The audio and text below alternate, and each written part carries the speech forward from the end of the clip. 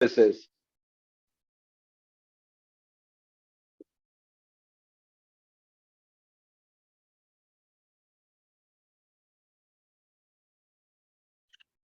Over to you, sir. बिस्मिल्लाहिर्रहमानिर्रहीम। अस्सलाम वालेकुम। तमाम मेंबरान को Pakistan institute of public finance accountant के आज के इस वेबिनार पे खुशामदीद। पिफा फैसलाबाद ब्रांच काउंसिल आज का ये webinar awareness session on principles and criteria of social and ethical compliances पे मुनक़्क़िद करवाने जा रही है। शुरू करते हैं बिस्मिल्लाह, अल्लाह ताला के बाबरकत नाम से, तिलावत कुरान पाक से।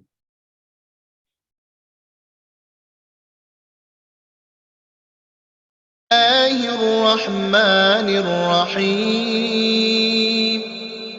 والعاديات ضبحا فالموريات قدحا فالمغيرات صبحا فأثرن به نقعا فوسطن به جمعا إن الإنسان لربه لكنود وإنه على ذلك لشهيد وإنه لحب الخير لشديد أفلا يعلم إذا بعثر ما في القبور وحصل ما في الصدور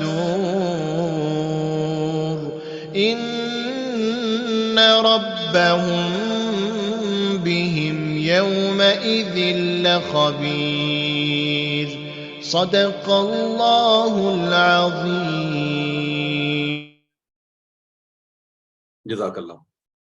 हमारा आज का टॉपिक, जैसे कि मैंने पहले बताया है, कि अवेयरनेस सेशन है जी, principle and criteria of social and ethical responsibility से।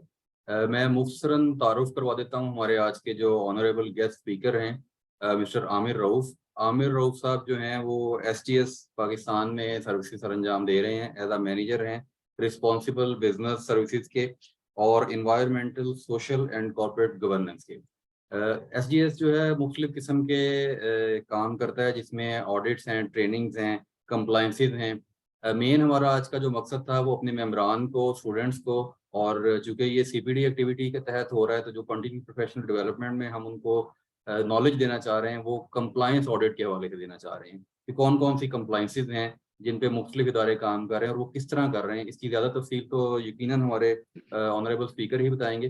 तो मैं बगैर मज़ीद टाइम ज़ाया किए रिक्वेस्ट करूँगा मिस्टर आमिर रऊफ से कि वो अपनी प्रेजेंटेशन स्टार्ट करें और उसमें थोड़ा सा तारुफ भी दे दें और इसकी ब्रीफ फिर हम क्वेश्चन आंसर में लेते चले जाएंगे। पार्टिसिपेंट्स को ये मैं बताता चलूँ कि अगर आपका क्वेश्चन ड्यूरिंग प्रेजेंटेशन कोई है तो वो आप चैट बॉक्स में लिख दें, हम उसका आंसर बाद में क्वेश्चन आंसर सेशन के अंदर आमिर साहब से ले लेंगे। ओवर टू यू आमिर साहब। Thank you very much, Imran bhai, and thank you very much for inviting me on this platform. और मुझे बड़ी खुशी महसूस हो रही है आज इस प्लेटफॉर्म से एड्रेस करते हुए। आप अगर मुझे जो है वो स्क्रीन शेयरिंग का अगर आप मुझे अलाउ कर दें तो I can share my screen, जिसपे एक छोटी सी प्रेजेंटेशन है जो कि मैं पार्टिसिपेंट्स के लिए प्रेजेंट करना चाहूंगा। It is still disabled. जी अली कर दीजिए आमिर भाई की स्क्रीन पे।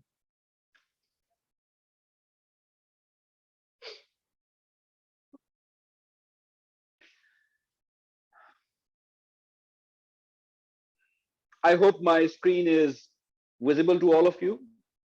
Yes. All right. चलें हम स्टार्ट करते हैं। As Imran Munir indicated that our today's session is awareness session on principles and criteria of social and ethical compliance.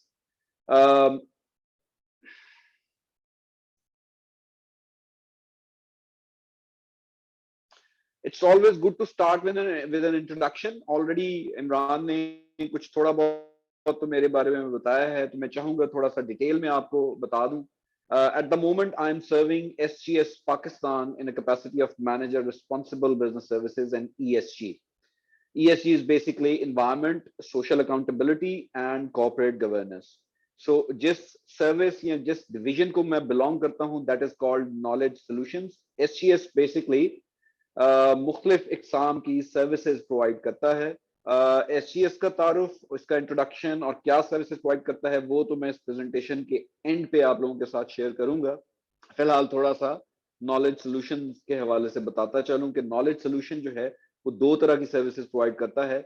One is audit service, जिसके नतीजे में हम लोग process certification and product certification जो है वो करते हैं, and the other one is training services. So I served SGS in a capacity of manager training services from 2013 to 2020। 7 साल जो है वो मैंने as a manager training services SGS को serve किया। I am an approved trainer, IRCA approved trainer to conduct uh, different types of courses on ISO 9001, which is quality management system, ISO 14001, which is environment management system, ISO 45001, which is occupational health and safety management system, SMETA and SA 8000, जो कि दोनों standards जो हैं वो social accountability के हैं। And I have carried out more than 100 training sessions, not only in Pakistan but overseas as well. मुख्तलिफ countries के अंदर मैंने ये courses जो हैं वो conduct किए हैं। And similarly, I am a certificated lead auditor to conduct both second party and third party audits of these standards, जिसमें ISO 9001 है, ISO 14001 है, 45001 है, SA 8000 है, business social compliance initiative है, SMETA है, ISO 28000, which is a standard for security of supply chain, and ISO 37001, which is a standard for anti-bribery management system. And I have carried out more than 1600 second party and third party assessments in Pakistan and overseas for the last 17 and 18 years. तो ये मेरा एक छोटा सा profile है। अब हम चलते हैं towards our today's topic। जब हम सोशल कंप्लायंस की बात करते हैं तो उससे पहले हमें यूनिवर्सल ह्यूमन राइट्स जो है उसको समझने की जरूरत है। यूनिवर्सल ह्यूमन राइट्स एक ऐसा डॉक्यूमेंट है जिसको यूनाइटेड नेशंस की जनरल असेंबली ने अडॉप्ट कर रखा है, जो कि बेसिकली यानी बुनियादी तौर पे ह्यूमन राइट्स के हवाले से बात करता है। वो क्या राइट्स हैं वो अगर आप इन आइकॉन्स में देखें तो सबसे पहले right to life, health and well-being, right to equality, freedom from torture, freedom from slavery, freedom of speech, freedom of association, and right to collectively bargain, right to dignity, education, justice, right to food, right to religion, right to privacy, ban on on arbitrary detention, right to nationality, right to work, right to culture, right to property, and right to social protection. So ये basically human rights हैं जिसको सामने रखते हुए फिर दुनिया भर में मुख्तलिफ इकसाम के स्टैंडर्ड्स और कोड ऑफ कंडक्ट्स जो हैं वो डेवलप किए गए, और इन्हीं राइट्स को सामने रखते हुए ILO कन्वेंशंस भी मुरतब किए गए, और उनमें से बेशतर ILO कन्वेंशंस हैं जिनका Pakistan as a country signatory है। जब हम उसके सिग्नेटरी बन जाते हैं इसका मतलब ये है कि उस कन्वेंशन की तमाम जो सिफारिशात हैं और उसमें जो रिक्वायरमेंट्स मुरतब की गई हैं हम उसको अपने यहाँ इम्प्लीमेंट करेंगे और उनको फॉलो करेंगे। अब वो कन्वेंशंस, वो स्पेसिफिकेशंस और वो कोड्स क्या हैं, जिसमें international labour organisation which was founded in 1919, कुछ ILO कन्वेंशंस हैं। ये तमाम के तमाम कन्वेंशंस जो हैं वो राइट्स एट वर्क, यानी वो तमाम लोग जो कि प्रोफेशनल्स हैं, यानी जो काम करते हैं किसी भी ऑर्गेनाइजेशन में as a worker, as an executive, तो उनके जो राइट्स हैं जो कि बेस कर रहे हैं इंटरनेशनल ह्यूमन राइट्स के ऊपर, उनकी रिक्वायरमेंट्स को ले डाउन किया गया है। Universal declaration of human rights in 1948 ये इशू किया गया, जिसमें civil and political rights, economic, social and cultural rights का जिक्र किया गया है। गवर्नमेंट और इंटरनेशनल प्रोग्राम्स के तहत अगर हम देखें तो different international and regional regulations हैं। अगर हम पाकिस्तान की बात करें तो हमारे यहाँ मुख्तलिफ लीगल रिक्वायरमेंट्स हैं, जिसमें मोस्ट पॉपुलर फैक्ट्रीज एक्ट 1934 है, एम्प्लॉयमेंट लॉज जो हैं वो दिए हुए हैं, ऑपरेटिंग एंड फाइनेंशियल रिव्यूज, और there are different international standards for social accountability. जिसमें से एक मिसाल अगर मैं आपको दूं तो SA8000 version 2014 which is developed by social accountability international. Social accountability international जो है वो इंटरनेशनल ऑर्गेनाइजेशन है which is based in USA, और उन्होंने सोशल अकाउंटेबिलिटी के लिए मैनेजमेंट सिस्टम स्टैंडर्ड SA8000 के नाम से जो है वो पब्लिश कर रखा है, जो कि पूरी दुनिया के अंदर वेल रिनाउंड है। और हमारे यहाँ पाकिस्तान में भी डिफरेंट इंडस्ट्रियल सेक्टर्स के अंदर मुख्तलिफ जो ऑर्गेनाइजेशंस हैं वो इसको अडॉप्ट करती हैं, इसकी रिक्वायरमेंट्स को अपने यहाँ इम्प्लीमेंट करते हैं और फिर इसको कंटिन्यूसली मॉनिटर करते हैं। इसके अलावा ISO 26000 which is basically a guidance document not intended for certification, ये हमें सोशल अकाउंटेबिलिटी और इन्वायरमेंटल कंप्लायंस के ऊपर मुख्तलिफ गाइडलाइंस जो है वो प्रोवाइड करता है। तो ये कुछ कन्वेंशंस हैं, कुछ स्पेसिफिकेशंस और डिफरेंट कोड ऑफ कंडक्ट्स हैं जो कि तमाम ह्यूमन राइट्स और उससे एसोसिएटेड जो रिक्वायरमेंट्स हैं उनके हवाले से हमें रिक्वायरमेंट्स और गाइडलाइंस जो है वो प्रोवाइड करता है। अब इन specifications, different management system standards में सप्लाई चेन के हवाले से रिक्वायरमेंट्स जो है वो दी गई हैं। यहां पर मैं अगर आपको बताता चलूं तो सप्लाई चेन, कोई भी ऑर्गेनाइजेशन जो है वो आइसोलेशन में काम नहीं कर रही। They have different suppliers and सब सप्लायर्स। मिसाल के तौर पे अगर हम एक एग्जांपल ले लेते हैं किसी भी टेक्सटाइल मिल की, तो वो टेक्सटाइल मिल जो है वो अपना रॉ मटेरियल कुछ ना कुछ सप्लायर से ले रहे होंगे। I mean if it is a spinning mill जिसने यार्न प्रोड्यूस करना है तो they are procuring cotton from different suppliers, जो कि जिनिंग फैक्ट्रीज भी हो सकती हैं और डिफरेंट ट्रेडर्स भी हो सकते हैं। Once they get their raw material in the shape of cotton, तो फिर उस कॉटन से वो आगे यार्न बना रहे हैं, और वो जो यार्न है वो एज एन इनपुट या as a raw material to जो सब्सिक्वेंट टेक्सटाइल इंडस्ट्रीज हैं बाद की, जिसके अंदर आपकी वीविंग मिल्स हो सकती हैं, आपकी निटिंग मिल्स हो सकती हैं, जो कि होम टेक्सटाइल में मेडअप्स बना रहे हैं या डिफरेंट काइंड ऑफ गारमेंट्स बना रहे हैं, वहां पर वो फैब्रिक जो है वो इस्तेमाल होता है। अब जब हम फैब्रिक या हम गारमेंट्स जो है वो बना रहे हैं तो उसमें आपको एसेसरीज की भी जरूरत पड़ती है। वो एसेसरीज भी हम डिफरेंट सप्लायर्स से प्रोक्योर करते हैं। कोई लेबल बना रहा होगा, कोई बटन्स बना रहा होगा, कोई सोइंग थ्रेड बना रहा होगा, और इसी तरह जो मशीन इस्तेमाल हो रही है वो मशीन और उसके पार्ट्स भी हम डिफरेंट सप्लायर्स से ले रहे हैं। So they are all together working in a supply chain. और ये जो ह्यूमन राइट्स की रिक्वायरमेंट्स हैं या ये जो स्पेसिफिकेशन या कोड्स हैं, इन तमाम रिक्वायरमेंट को हमने अपनी तमाम सप्लाई चेन के ऊपर इंप्लीमेंट करना है ताकि एक एथिकल बिजनेस वजूद में आए। बिजनेस की किसी भी स्टेप के ऊपर किसी भी किस्म की कोई लॉ के अगेंस्ट या ह्यूमन राइट्स के अगेंस्ट कोई वायलेशन या कोई नॉन कंप्लायंस ना हो। तो उसमें दुनिया भर के अंदर एक कोड ऑफ कंडक्ट जिसका नाम आपके सामने डिस्प्ले है, SMETA, which is SEDEX members ethical trade audit. ये एक एसोसिएशन है जिसने एक इंटरनेशनल पोर्टल बना रखा है जिसके ऊपर तमाम दुनिया भर के सप्लायर्स जो हैं वो अपनी एथिकल और सोशल अकाउंटेबिलिटी परफॉर्मेंस की रिपोर्ट्स जो हैं वो अपलोड करते हैं, जो कि इनके कस्टमर्स जो कि वेस्ट में बैठे हुए हैं उसको व्यू कर सकते हैं, and based on that information वो अपने सप्लायर्स जो कि हमारे जैसे कंट्रीज के अंदर मौजूद हैं उनको सिलेक्ट करते हैं और फिर उनको ऑर्डर्स जो हैं वो पुट करते हैं। ETI which is ethical trading initiative, ये उन तमाम रिक्वायरमेंट्स को इंटेल करता है जिसमें ये कन्वेंशंस की रिक्वायरमेंट्स, ह्यूमन राइट्स की रिक्वायरमेंट। हम इन रिक्वायरमेंट्स को आगे चल के पढ़ते हैं कि ऐसी कौन सी रिक्वायरमेंट्स हैं जिन्हें हमने यहाँ पर इंप्लीमेंट करना है।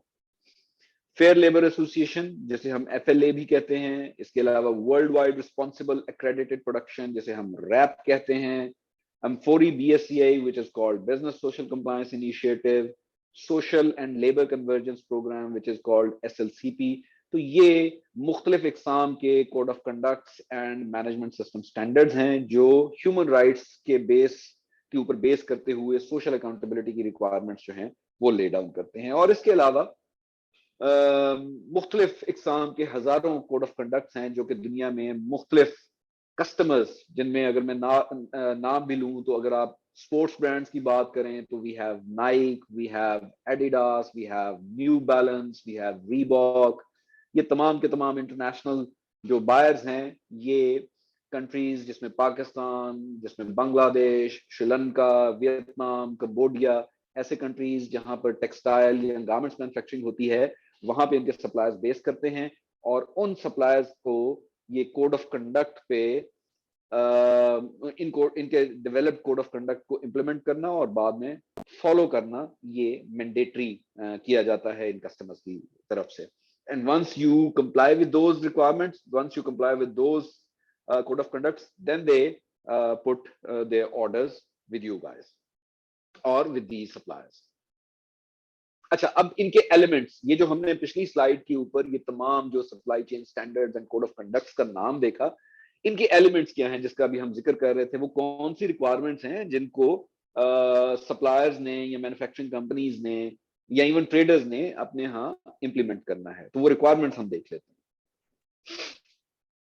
उन रिक्वायरमेंट्स में सबसे पहले prohibition of child labour and young workers. आपने सुना होगा, आज से अगर हम 15 से 20 साल पीछे चले जाएं तो पाकिस्तान में डिफरेंट इंडस्ट्रियल सेक्टर्स में चाइल्ड लेबर का काफी जो है वो चर्चा किया जाता था और बताया जाता था कि ये प्रोडक्ट मैन्युफैक्चर हो रही है इस इंडस्ट्रियल सेक्टर में, इस ऑर्गेनाइजेशन में, और वहां पर बच्चों से मजदूरी करवाई जाती है, which is prohibited.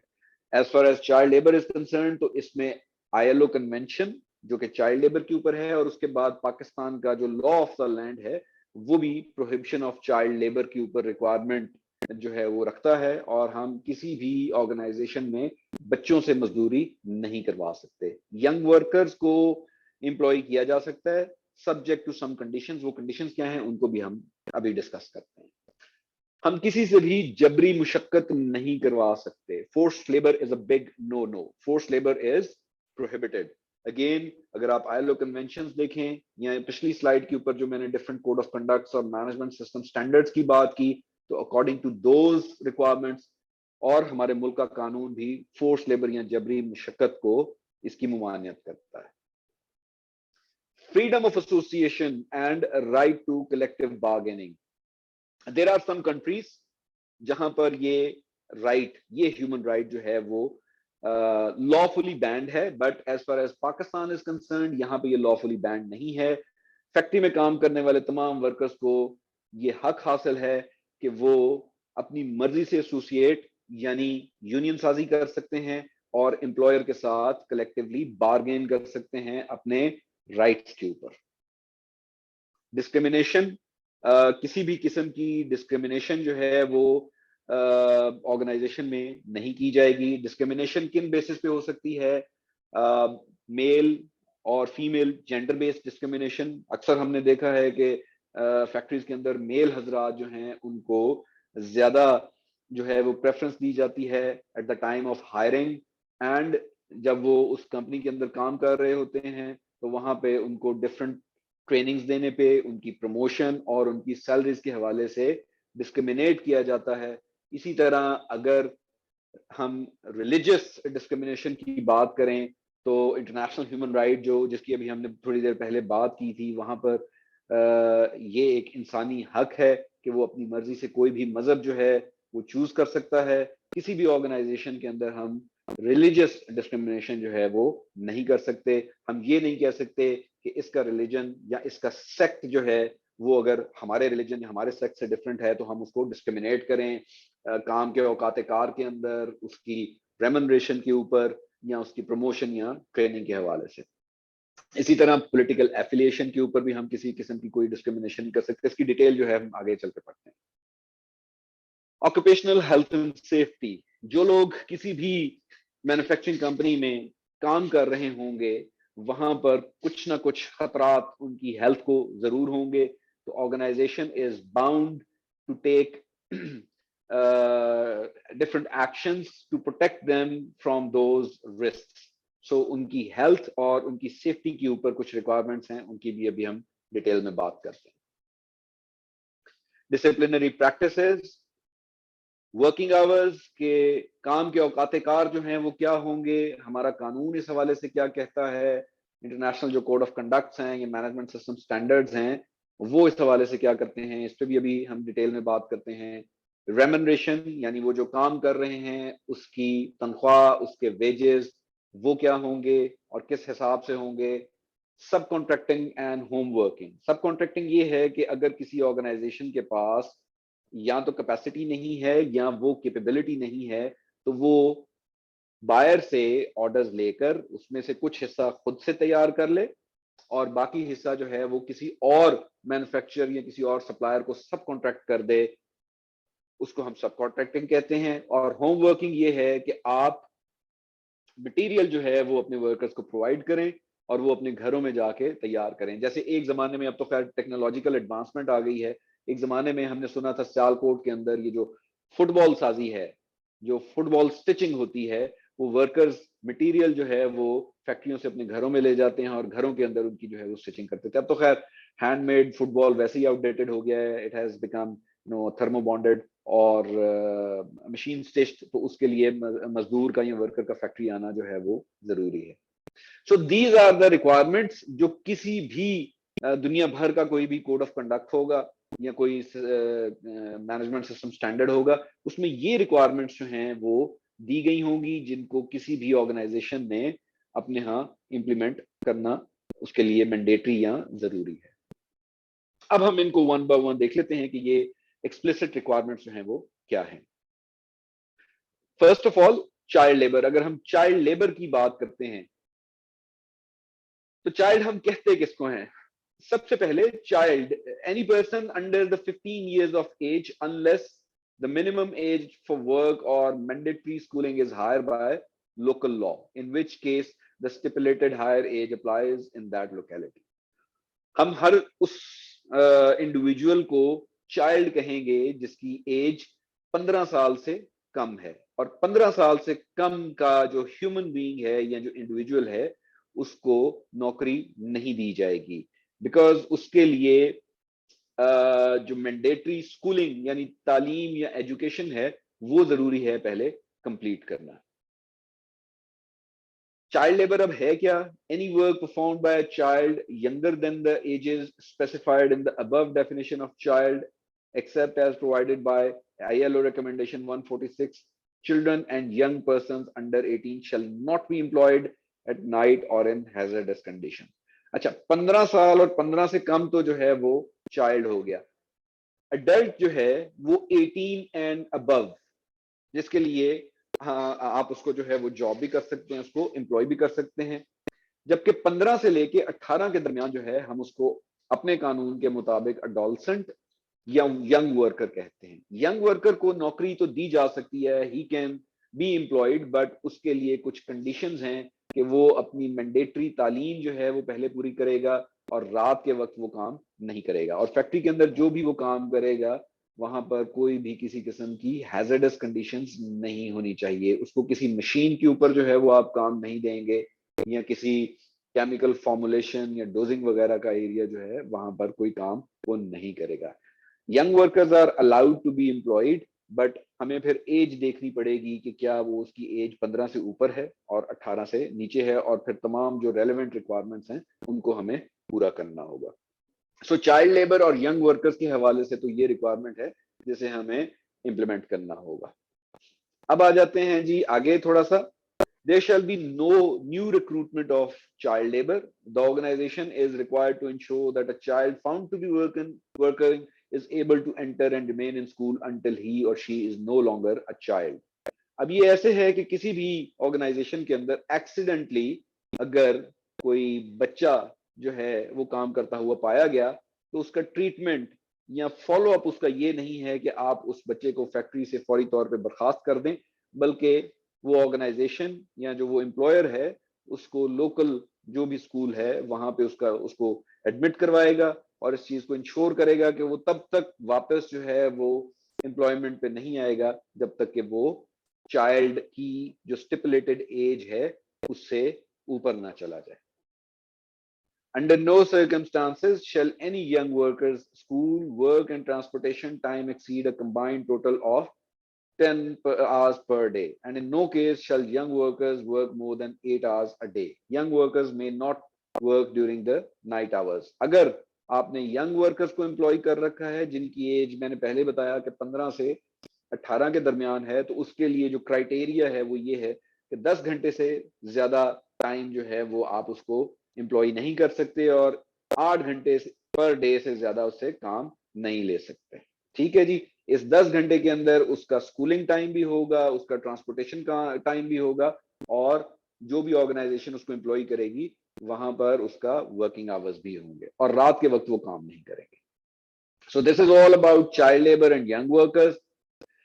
Force labour क्या है? हम फोर्स लेबर या जबरी मुशक्कत जो है वो किसको कहते हैं?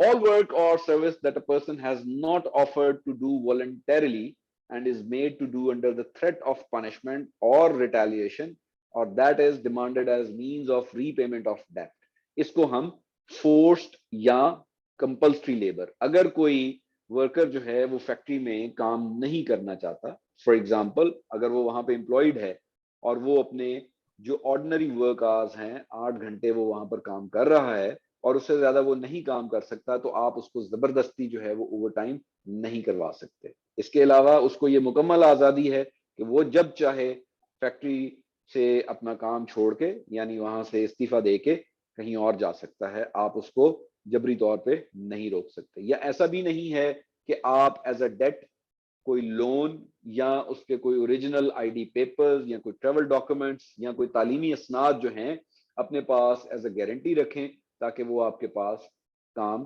करता रहे मजबूरी में। तो ये तमाम जो है फोर्स्ड लेबर के जुमरे में आता है। ह्यूमन ट्रैफिकिंग भी, उसमें भी आप इन्वॉल्व नहीं हो सकते। अब ह्यूमन ट्रैफिकिंग क्या है? इसको हम कहते हैं इंसानी स्मगलिंग, जिसके अंदर बहुत सारे लोग जो हैं वो एक मुल्क से दूसरे मुल्क गैर कानूनी तौर पे लाए जाते हैं और वहां पर वो लोग काम करते हैं। अब पाकिस्तान हमारे जैसा मुल्क जो है, जो कि अंडर डेवलप्ड और जहां पे इकोनॉमी इतनी स्ट्रांग नहीं है, ह्यूमन ट्रैफिकिंग के चांस जो हैं वो बहुत कम है। बट जो डेवलप्ड कंट्री हैं वहां पर ह्यूमन ट्रैफिकिंग के चांस बहुत ज्यादा हैं। डेवलप्ड कंट्रीज लाइक वेस्ट, जिसमें यूरोप और यूएस आते हैं, क्योंकि कानून वहां पर बहुत ज्यादा सख्त है और वहां पर रेगुलेशन बहुत सख्त है, तो वहां पर भी चांसेस कम है, बट स्टिल वहां पर ये हो रहा है। ऐसे बहुत सारे कंट्रीज जहां पर कानून तो बना हुआ है लेकिन उसकी रेगुलेशन को बहुत ज्यादा सख्त नहीं है, वहां पर, and they are developed countries, वहां पर ह्यूमन ट्रैफिकिंग के चांसेस जो हैं वो काफी ज्यादा हैं। और ऐसी सूरत में जब आप इलीगल वर्कफोर्स यूज करेंगे तो ऑब्वियसली फिर वहां पर उनके साथ हार्श ट्रीटमेंट और उनकी जो वेजेस हैं या उनके जो बेनिफिट्स हैं वो कंपैरेटिवली लेस और कुछ जगहों पे नहीं भी दिए जाते और फिर उनको फोर्स किया जाता है, उनसे फोर्स लेबर जो है वो करवाई जाती है। तो under the requirement of force labour this is prohibited. So as an organization, facilities shall ensure that there is no forced or bonded or involuntary prison labor. हम जेल खाना जात की लेबर जो है उसको भी इस्तेमाल नहीं कर सकते। And workers are not required to lodge deposits, यानी अगर वो अपनी नौकरी की एक गारंटी के तौर पे अपने तौर से कोई पैसे या कोई आइडेंटिटी पेपर्स जो हैं वो भी कोई एम्प्लॉयर जो है वो उनसे लेकर एज अ गारंटी नहीं रख सकता। And they are free to leave their employer after a reasonable notice, जो कि कानून के मुताबिक होगा। So this is all about forced labor. A freedom of association and right to collective bargain जो है वो क्या है? Workers without distinction have the right to join or form trade unions of their own choosing and to bargain collectively. बहुत सारी organisations में इस चीज को, चूंकि पाकिस्तान में ये कानूनी तौर पे जो है वो अलाउड है, इस चीज को यानी फॉर्मुलेशन ऑफ ट्रेड यूनियंस और इंडिपेंडेंटली एसोसिएट होने को, इस राइट को दबाया जाता है। कोशिश की जाती है कि किसी भी ऑर्गेनाइजेशन में यूनियन साजी ना हो सके, क्योंकि इवेंचुअली उसमें एम्प्लॉयर के लिए फिर थोड़ी सी मुश्किलात होती हैं जब वर्कर्स इकट्ठे होके अपने राइट्स के हवाले से उनके साथ बात करते हैं। तो यहाँ पर employers are required to adopt an open attitude toward the activities of trade unions and their organizational activities. They are not allowed to follow any union busting activities, और जैसे कहते हैं ना कि रोड़े अटकाना, that is not allowed. अब जो union के ओहदेदारान हैं जिसमें प्रेसिडेंट, सेक्रेटरी वगैरह या वर्कर्स की जो रिप्रेजेंटेशन है, they are not discriminated against and have access to carry out their representative functions in the workplace. अब जो ओहदेदारान हैं फिर उनके अगेंस्ट कोई ऐसी डिसिप्लिनरी या डिस्क्रिमिनेटरी जो प्रैक्टिसेस हैं वो भी अलाउड नहीं है by the from the employer. अब जिन कंट्रीज का मैंने ऑलरेडी जिक्र किया कि वहां पर जो है वो रिस्ट्रिक्टेड बाय लॉ है, उसमें कुछ अरब कंट्रीज हैं, नॉर्थ कोरिया है, जहां पर ये रिस्ट्रिक्टेड बाय लॉ है। वहां पर जो एम्प्लॉयर है वो फैसिलिटेट करेगा और कोई रोड़े नहीं अटकाएगा कि उसके अगेंस्ट कोई पैरेलल मींस जो हैं वो वर्कर्स अडॉप्ट करें। सो यूजुअली वो फिर किसी भी किस्म की यूनियन साजी नहीं करते, बट वर्कर्स काउंसिल या जॉइंट वर्क काउंसिल जो है वो बना लेते हैं और उसमें with the help of election वो अपने मेंबरान जो हैं वो चूज कर लेते हैं। This is all about freedom of association and right to collective bargain. चौथा जो है that is discrimination. As I indicated earlier, there should be no discrimination in hiring. जब आप हायर कर रहे हैं कोई भी एम्प्लॉई तो वहां पर कोई किसी किस्म की जेंडर बेस्ड डिस्क्रिमिनेशन नहीं होनी चाहिए, एज बेस्ड कोई डिस्क्रिमिनेशन नहीं होनी चाहिए, आपका जो पॉलिटिकल एफिलिएशन है या जो आपका कोई सेक्ट है, बरादरी, कास्ट जैसे हम कहते हैं, या आपकी फैमिली रिस्पॉन्सिबिलिटीज हैं, इसके बेसिस पे किसी किस्म की कोई डिस्क्रिमिनेशन नहीं होनी चाहिए। Based on my personal experience, Pakistan के अंदर मैंने मुख्तलिफ इंडस्ट्रीज को जो है वो ऑडिट किया है और वहां पर कुछ जो हमारे डेवलप्ड और लीडिंग सिटीज हैं उनको छोड़कर अगर हम कुछ ऐसे सिटीज में जहां जो बहुत ज्यादा डेवलप नहीं हैं, due to some cultural influences वहां पर खवातीन को एम्प्लॉय नहीं किया जाता, या ऑन द शॉप फ्लोर अगर आप उनको एम्प्लॉय भी कर लेते हैं तो फिर उनकी प्रमोशन, उनकी ट्रेनिंग को जो है वो दबाया जाता है। This is called discrimination on the basis of gender. Similarly, religious discrimination, it is very common. आपने देखा होगा कि हमारे यहाँ और मैंने बाहर भी जो है वो देखा है कि रिलीजन के बेस के ऊपर कुछ मखसूस जॉब जो हैं वो उस तबके को या उस रिलीजन के लोगों को जो है वो दी जाती हैं, which is not allowed. So there shall be no discrimination in hiring, compensation, access to training, promotion, termination or retirement based on race, caste, national origin, religion, age, disability, gender, marital status, sexual orientation, union membership और political affiliation. So ये वो तमाम elements हैं जिनके basis पे discrimination की जा सकती है, which is prohibited. Any behavior that is threatening, abusive, exploitative, or sexually coercive, including gestures, language, and physical contact in the workplace and in all residences and property provided by the organization, whether it owns, leases, or contracts the residences or properly from a service provider, should not happen. इसके अलावा अगर लोग उस organisation ने उनको रिहाइश की जगह दी हुई है या ऑर्गेनाइजेशन के अंदर काम के प्लेस पे यानी वर्क प्लेस के ऊपर किसी भी किस्म का कोई थ्रेटनिंग बिहेवियर, अगर आप किसी को कोई अब्यूज करते हैं, किसी को कोई गाली देते हैं, किसी को कोई ऐसा इशारा करते हैं, that is not allowed. This is a big no no. इसके अलावा no personnel shall be subjected to pregnancy और virginity test under any circumstances, especially खवातीन के लिए कि before recruiting them people ask them for pregnancy tests just to determine if the applicant is pregnant, तो वो उसको डिनाई कर सकें उस जॉब को, बिकॉज लेटर ऑन अगर वो उसको एम्प्लॉय कर लेते हैं तो कानून के मुताबिक उनको फिर बहुत सारे जो बेनिफिट्स हैं वो देने होते हैं. तो इस वजह से this is a big no. So this is all about discrimination. अब ये डिस्क्रिमिनेशन जो है इट मे बी डिलिबरेट और एक्सीडेंटल. समटाइम्स आप जानते बूझते हुए भी ये करते हैं और समटाइम्स ये एक्सीडेंटल भी हो जाती है. हमारे यहाँ कल्चरल इन्फ्लुएंसेस जिन एरियाज में या जिस कल्चर में हम लोग बड़े होते हैं, आर ब्रॉट अप, तो उसके हवाले से बहुत सारे ऐसे मामलात हैं जो कि डिस्क्रिमिनेशन के जुमरे में आते हैं और वो हम ना जानते हुए जो है वर्क प्लेस के ऊपर उसको एग्जीक्यूट कर देते हैं ऐसे बिहेवियर को. तो एक्सीडेंटल डिस्क्रिमिनेशन जो है वो भी अलाउड नहीं है. अब आ जाते हैं जी हेल्थ एंड सेफ्टी की तरफ. Occupational health and safety. So जो एम्प्लॉयर की रिस्पॉन्सिबिलिटी है that is to provide a safe and hygienic work environment to employees, bearing in mind the prevailing knowledge of industry, and for any specific hazards, adequate steps shall be taken to prevent accidents and injury to health arising out of associated or occurring in the course of work by minimizing so far as reasonably practicable the causes of hazards inherent in the working environment.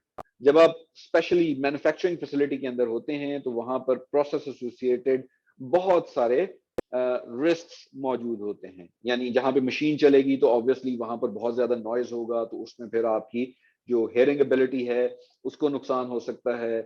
Chemicals का use होता है, तो chemicals, since chemicals are hazardous, तो chemical के साथ जब आप काम करेंगे तो देयर इज अ चांस कि वहां पर आपको, for example if it is hazardous acid, तो वो कोर्सिव सॉरी आपको गला सकता है, आपकी स्किन जो है उसको जला सकता है, आंखों में उसके फ्यूम्स जो हैं वो जा सकते हैं। इसी तरह वहां पर अगर फ्यूम्स हैं तो वो आपकी हेल्थ के लिए जो है वो खतरा है। तो रिक्वायरमेंट जो है वो ये है कि एम्प्लॉयर जो है वो वर्क प्लेस के ऊपर, और अगर वहां पर उसने अकोमोडेशन जो है वो प्रोवाइड कर सकते रखी है तो वो ऐसे अरेंजमेंट्स करेगा कि वर्कर की जान और सेहत को नुकसान ना पहुंचे। एक और बड़ा hazard which is called a fire safety hazard किसी भी ऑर्गेनाइजेशन में, और आपने सुन रखा होगा मुख्तलिफ औकात में आग जो है वो लग जाती है। तो आग से बचाव के जो हैं वो अरेंजमेंट्स वो हमारे लॉ के अंदर भी हैं, ये डिफरेंट कोड ऑफ कंडक्ट्स और मैनेजमेंट सिस्टम स्टैंडर्ड्स इनमें भी दिए गए हैं। तो ये भी जो एम्प्लॉयर है वहां पे उसको अरेंज करेगा। अब उसके अंदर फायर एक्सटिंग्विशर्स आ जाते हैं, आपकी फायर जो बकेट्स हैं वो आ जाती हैं, आपके स्मोक डिटेक्टर्स जो कि अर्ली डिटेक्शन सिस्टम्स हैं, इसके अलावा फायर हाइड्रेंट्स हैं, लोगों की ट्रेनिंग है कि how to deal with emergencies, अगर खुदा न खास्ता आग लग जाती है तो लोगों को वहां से इवैक्यूएट कैसे करना है, उस आग को कैसे जो है वो बुझाना है, धुएं से आपने कैसे बचना है। केमिकल प्लांट्स हैं तो वहां पर अगर कोई केमिकल स्पिलेज हो जाती है या अगर कोई टॉक्सिक गैस का अखराज हो जाता है तो उससे आपने कैसे जो है वो बचना है, उसकी ट्रेनिंग और उससे बचाव की तदाबीर। This is basically the requirement of health and safety, और उसमें आपको अपना इमरजेंसी रिस्पॉन्स प्लान जो है वो डेवलप करना होगा।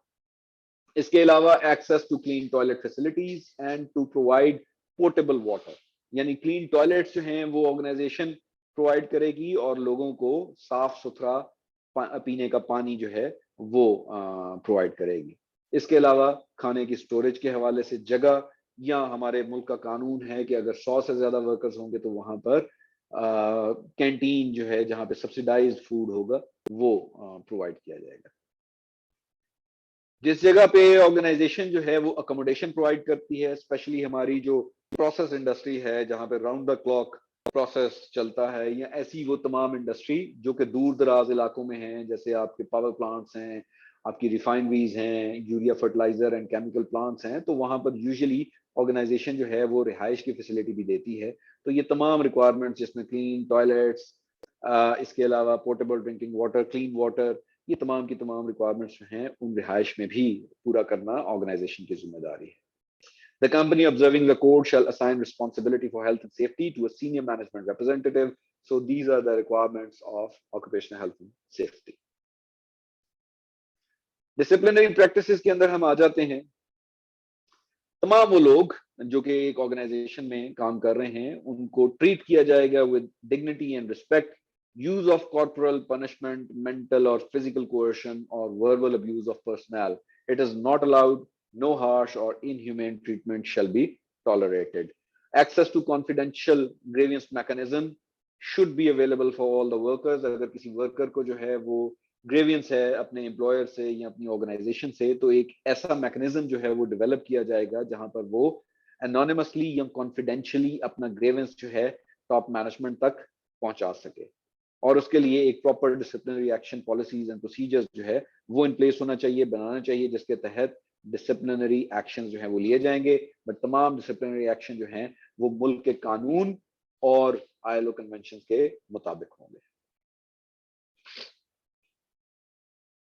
वर्किंग आवर्स की तरफ हम आ जाते हैं, तो उसके ऊपर अगर हम बात करें, working hours must comply with the national laws. अगर हम पाकिस्तान की बात करें तो हमारा नेशनल लॉ जो है वो क्या कहता है वो, और इसके अलावा जो सोशल अकाउंटेबिलिटी के standard and code of conduct हैं वो क्या कहते हैं। रिक्वायरमेंट क्या है, working hours excluding overtime shall be defined by contract and shall not exceed 48 hours per week. यानी एक हफ्ते के अंदर आपके जो ऑर्डिनरी वर्किंग आवर्स हैं वो 48 घंटों से ज्यादा नहीं होने चाहिए। 48 घंटों से अगर वो ज्यादा होंगे तो उसको ओवर टाइम जो है वो कंसिडर किया जाएगा। ठीक है जी। All overtime shall be voluntary. अगर आपको जरूरत पड़ती है कि आपने ओवर टाइम करवाना है उस वर्कर से तो पहले उसका कंसेंट लें। जबरदस्ती ओवर टाइम नहीं लगवाया जा सकता। It shall be voluntary and over time shall be used responsibly, taking into account all of the following: the extent, frequency, and hours worked by individual workers and the workforce as a whole. It shall not be used to replace regular employment. Overtime shall always be compensated at premium rate. मतलब हम overtime जो है वो continuously नहीं करवा सकते, उसमें intervals होने चाहिए और ये किसी भी सूरत में रेगुलर जो एम्प्लॉयमेंट है उसका मुतबादल नहीं होगा। ओवर टाइम वर्क जितना भी होगा, जितने भी वो आवर्स या घंटे होंगे, उसका रेट यानी उसकी पेमेंट जो है वो प्रीमियम होगी। पाकिस्तान के कानून के मुताबिक उसका रेट जो है डबल द ऑर्डिनरी होगा। यानी पहले जो आपके 8 घंटे हैं पर डे, उसका जो रेट होगा जब वो ओवर टाइम आवर्स में जाएगा तो वो डबल हो जाएगा। ठीक है जी। At least 1 day off following every 6 consecutive days. आपने 6 दिन काम करवाने के बाद सॉरी एक दिन जो है वो छुट्टी का लाजमी प्रोवाइड करना है। और where allowed by national law 2 days off in every 14 day period. और जहां पर अलाउड है वहां पे 14 दिनों के अंदर आपने 2 दिन जो है वो ऑफ देने हैं। तो ये हमारा मुल्क का कानून भी यही कहता है कि आपने एक हफ्ते के अंदर वर्कर को 1 दिन ऑफ जरूर देना है 6 दिन के बाद। बाज ऑर्गेनाइजेशन जिस ऑर्गेनाइजेशन से मैं बिलोंग करता हूं वहां पर एक हफ्ते में 2 दिन जो है वो ऑफ किए जाते हैं। So we work for 40 hours per week. ठीक है जी। ओवर टाइम आवर्स जो हैं वो किसी भी सूरत में 12 घंटे पर वीक से ज्यादा नहीं होने चाहिए। सो ये फॉर्मूला याद रखिएगा, एक हफ्ते में 48 घंटे ऑर्डिनरी और 12 घंटे जो है वो ओवर टाइम आवर्स होंगे। इससे ज्यादा जो है वो आप नहीं जा सकते। That will be a big no. ठीक है जी। और जो भी ओवर टाइम आवर्स आप काम करेंगे उसका रेट जो है वो प्रीमियम होगा और पाकिस्तान के कानून के मुताबिक वो डबल द ऑर्डिनरी होगा। अब आ जाते हैं हम रेम्यूनरेशन यानी उसकी पेमेंट, उसके मुआवजे के हवाले से। So wages and benefits paid for standard working week meet at a minimum national legal standard और इंडस्ट्री बेंचमार्क स्टैंडर्ड। जो भी आप वेज देंगे वो कम से कम जो नेशनल लीगल स्टैंडर्ड है उसको मीट करेगा। अब पाकिस्तान के अंदर जो नेशनल लीगल रिक्वायरमेंट है वो मिनिमम पंजाब के अंदर किसी भी अनस्किल्ड वर्कर के लिए 25,000 रुपया माहवार है। यानी अगर वो अनस्किल्ड है तो उसको कम से कम 25,000 रुपया माहवार वो ऑर्गेनाइजेशन जरूर प्रोवाइड करेगी। कुछ ममालिक के अंदर ये लीगल वेज जो है वो डिफाइंड नहीं है, वहां पे इंडस्ट्री स्टैंडर्ड या ऑर्गेनाइजेशन खुद से कैलकुलेट करके वो वेज अपने वर्कर को देगी। इसके अलावा there is one more standard which is called basic need wage calculation. हम खुद से यानी ऑर्गेनाइजेशन खुद से कैलकुलेट करे considering the inflation rate, consumer price index और हमारे मुल्क के अंदर जो है वो खानदान में अफराद का तनासब और कमाने वाले लोगों का तनासब, उन चीजों को सामने रखते हुए वो खुद से जो है वो वेज डिटरमिन कर सकती है। सो लीगल वेज और जो बेसिक मिनिमम वेज है जो कैलकुलेटेड है, उन दोनों में से जो भी हायर होगा वो वर्कर को दिया जाएगा। वी आर एक्सपेक्टिंग कि इस बजट के ऊपर ये 25,000 की जो माहाना जो वेज है इसको मजीद इंक्रीज कर दिया जाएगा गवर्नमेंट की तरफ से, considering the inflation. All workers shall be provided with written and understandable information about their employment conditions in respect to wage before they enter employment and about to particulars of their wage for the pay period concerned each time that they are paid. जब किसी worker को नौकरी दी जा रही होती है तो ये तमाम जो टर्म्स एंड कंडीशंस हैं उसका वेज ये सब रिटन फॉर्म में एज एन अपॉइंटमेंट लेटर देना जरूरी है। और अगर वो अनपढ़ है, पढ़ा लिखा नहीं है, तो उसको पढ़कर सुनाना और उसका कॉन्सेंट लेना जो है वो भी जरूरी है। Reductions from wages as a disciplinary measure shall not be permitted. Disciplinary action के तौर पे आप उसके वेज से, आप उसकी तनख्वाह में से पैसे की कटौती नहीं कर सकते अनलेस के नेशनल लॉ उसको परमिट करे और वो अकॉर्डिंगली होनी चाहिए डिडक्शन। सब कॉन्ट्रैक्टिंग जिसका हमने जिक्र किया था, if the organisation is involve in subcontracting there should be, पहली बात, no subcontracting unless previously agreed with the main client. जो आपका कस्टमर है, आप उससे पहले एग्री करेंगे, उसका कॉन्सेंट लेंगे, उसकी इजाजत लेंगे और फिर उसको सब कॉन्ट्रैक्ट करेंगे। और अगर वो इजाजत नहीं देता तो फिर आप उसको सब कॉन्ट्रैक्ट नहीं करेंगे। अगर आप उसको सब कॉन्ट्रैक्ट करते हैं, then systems and processes should be in place to manage subcontracting, home working and external processing. इसका मतलब ये है कि तमाम वो ऑक्यूपेशनल हेल्थ एंड सेफ्टी की रिक्वायरमेंट्स जिसको अभी हमने प्रीवियस स्लाइड्स के ऊपर अंडरस्टैंड किया, वो उस सब कॉन्ट्रैक्टर, यानी अगर वो कोई फैक्ट्री है या अगर वो होमवर्क है कर रहे हैं अपने घरों में, तो वहां पे भी वो प्रोवाइड किए जाएंगे। उनके वर्किंग आवर्स भी वही होंगे जो कि अभी हमने डिस्कस किए, हमारे मुल्क का कानून कहता है। उनकी रेम्यूनरेशन भी वही होगी जो हमारे मुल्क का कानून कहता है। So this is how we can do subcontracting and home working. So corporate responsibility की जब हम बात करते हैं तो your business takes responsibility for those impacts it can control और इन्फ्लुएंस।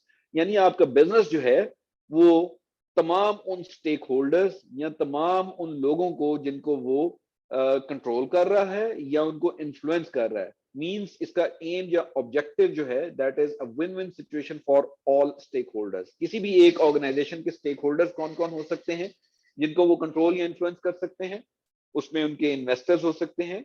बहुत सारी जो पब्लिक लिमिटेड कंपनीज हैं वहां पर इन्वेस्टर्स जो इन्वेस्ट करते हैं, शेयर होल्डर्स, आपका customer, he could be a stakeholder of an organisation, वहां पे काम करने वाले लोग यानी एम्प्लॉइज, सब कॉन्ट्रैक्टर्स और नेबरिंग कम्युनिटी, ये जो है वो स्टेक होल्डर्स हो सकते हैं। और ये आपकी रिस्पॉन्सिबिलिटी है कि इन तमाम स्टेक होल्डर्स के लिए at the same time win win situation होनी चाहिए बाय अडॉप्टिंग दीज रिक्वायरमेंट्स जिनको अभी हमने प्रीवियस स्लाइड के ऊपर जिनका हमने जिक्र किया।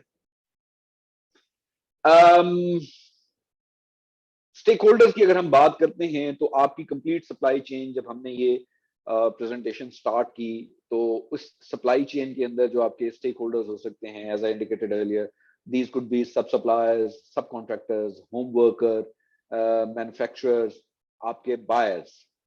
इसके अलावा उस एरिया में या उन एलिमेंट्स को सामने रखते हुए कुछ एनजीओ भी काम कर रही हैं। बहुत सारी एनजीओ हैं वो चाइल्ड लेबर के ऊपर काम कर रहे हैं, वो फोर्स लेबर पे, ओवर टाइम, वर्किंग आवर्स के ऊपर जो है वो काम कर रहे हैं। इसके अलावा the biggest stakeholder which is basically your national and international media, ये बहुत वाइटल रोल जो है वो प्ले कर रहा है। अब जो नेशनल मीडिया है उसमें अगर आप देखें किसी भी ऑर्गेनाइजेशन में इन रिक्वायरमेंट्स के ऊपर अगर किसी किस्म की कोई वायलेशन हो रही है तो वो immediately within no time जो है वो मीडिया के ऊपर आ जाती है, एंड देन ये फिर आपकी जो बिजनेस रेपुटेशन है उसको नुकसान पहुंचाती है। और इसके अलावा कंपनी के अंदर जो आपके स्टेक होल्डर्स हैं, that could be your management, workers and their dependent families, trade unions, so they are all interconnected. सो अगर पिछली स्लाइड पे जाऊं जिसमें हमने ये बात की थी कि विन विन सिचुएशन होनी चाहिए बाय अडॉप्टिंग दीज रिक्वायरमेंट्स, तो ये वो स्टेक होल्डर्स हैं जिनके लिए हम ये तमाम रिक्वायरमेंट्स जो हैं उनको अडॉप्ट करते हैं और इवेंचुअली एक एथिकल सप्लाई चेन जो है वो डेवलप करते हैं। अब आ जाते हैं जी कम्युनिटी, सोसाइटी और एनवायरनमेंट के हवाले से जो किसी भी ऑर्गेनाइजेशन का इंटरेक्शन हो सकता है। Corporate responsibility also includes managing impacts and interaction with wider stakeholders. आप जो बिजनेस कर रहे हैं इसका एक वाइड इम्पैक्ट आ सकता है आपके स्टेक होल्डर्स पे, जिसमें नेबरिंग कम्युनिटी भी हो सकती है और इन टोटलिटी अगर हम देखें तो एनवायरनमेंट भी हो सकती है। किस तरह से? आप देखें हमारे यहाँ जो टेक्सटाइल ऑर्गेनाइजेशंस हैं वो मुख्तलिफ पोल्यूटेंट्स की अगर हम बात करें, जैसे स्टैक एमिशंस हैं, जैसे आपके एग्जॉस्ट एमिशंस हैं, वेहिकुलर एमिशंस हैं, इसके अलावा आपके जो एफ्लुएंट है, यानी जिसे हम प्रोसेस वाटर या वेस्ट वाटर कहते हैं, ये जब हम अपनी ऑर्गेनाइजेशन की जो भी प्रोडक्शन करते हैं, प्रोसेस के नतीजे में जो वेस्ट बाहर निकलती है, तो उसको फिर हम इन्वायरमेंट के अंदर जो है वो रिलीज करते हैं, और इस तरह से वो इन्वायरमेंट को पोल्यूट करते हैं। सो अगर मैं इसको आसान अल्फाज में बताऊं, तो अगर हम जब अक्टूबर, नवंबर एंड देन दिसंबर में जाते हैं, तो आपने देखा होगा हमारी इस पंजाब वाली साइड के ऊपर यू सी, जिसको हम स्मॉग कहते हैं, this is because of smog, तो उसके अंदर एक कंट्रीब्यूशन जो है वो ये फैक्ट्रियों का जो इमिशन है वो भी है। इसके अलावा हमने देखा होगा कि पाकिस्तान में मुख्तलिफ शहरों के अंदर, खासतौर पर जो इंडस्ट्रियल सिटीज हैं, वहां पर जो ग्राउंड वाटर है वो पीने के काबिल नहीं रहा। आई एम फ्रॉम फैसलाबाद, तो फैसलाबाद में तो जो ग्राउंड वाटर है, it has become an acid. तो उसमें एक कंट्रीब्यूटरी फैक्टर ये भी है कि मुख्तलिफ इंडस्ट्रीज का जो वेस्ट वाटर है वो विदाउट ट्रीटमेंट ड्रेनेज लाइंस में जा रहा है, एंड इवेंचुअली फिर ये जो ड्रेन होता है, ये जो ग्राउंड वाटर है उसको कंटेमिनेट करता है, और उसके बाद फिर वो पीने के काबिल नहीं रहता। इस तमाम का जो इम्पैक्ट है वो आपके स्टेक होल्डर्स पे भी है, आपकी नेबरिंग कम्युनिटी के ऊपर भी है। बहुत सारी जगहों पे हमने देखा है, जैसे आपका सीमेंट फैक्ट्रीज हैं, मार्बल फैक्ट्रीज हैं, तो इसकी डस्ट जो है वो नेबरिंग कम्युनिटी को जो है वो इम्पैक्ट कर रही होती है। बहुत सारी ऐसी ऑर्गेनाइजेशंस हैं जहां पे टॉक्सिक गैसेस का इखराज किया जाता है, that is also harmful for the neighbouring community. तो हमें अल्टीमेटली सोसाइटी और जो नेबरिंग कम्युनिटी है, इसके अलावा जो इन्वायरमेंट है, उसको भी सामने रखते हुए इन तमाम रिक्वायरमेंट्स को अडॉप्ट करना है, और फिर मुल्की कवानीन के मुताबिक उसको कंप्लाई करना है। ठीक है जी, यहां तक तो मुकम्मल हुआ सोशल कंप्लायंस के हवाले से जो उसकी रिक्वायरमेंट्स या जो क्राइटेरिया है। अब मैं आ जाता हूं टूवर्ड्स एसजीएस, जिस ऑर्गेनाइजेशन को मैं रिप्रेजेंट कर रहा हूं, और एसजीएस अपना रोल जो है वो क्या प्ले कर रही है इन कोड ऑफ कंडक्ट्स और मैनेजमेंट सिस्टम्स की इम्प्लीमेंटेशन, और फिर उसकी मॉनिटरिंग के हवाले से, and then engaging all stakeholders. SGS is basically a Swiss multinational. We have a global head office based in Geneva, Switzerland. SGS जो है वो 1878 में establish हुई. So almost 150 years जो हैं वो होने को हैं. We consider SGS as a world leader in inspection, testing and certification. At the moment, SGS के तकरीबन मोर देन 93,000 एम्प्लॉइज हैं जो कि ग्लोबली पूरी दुनिया के अंदर हैं। We have more than 2600 offices and laboratories around the globe. There are 7 global industries जिसमें हम अपनी सर्विसेज प्रोवाइड करते हैं। So we belong to a TIC industry which is testing, inspection and certification, and we are into almost every business on this planet earth जहां पे हम ये testing, inspection और सर्टिफिकेशन की सर्विसेज जो हैं वो अपने वैल्यूएबल कस्टमर्स को प्रोवाइड कर रहे हैं। ये वो एरियाज हैं ये जिनमें हम सर्विसेज प्रोवाइड कर रहे हैं।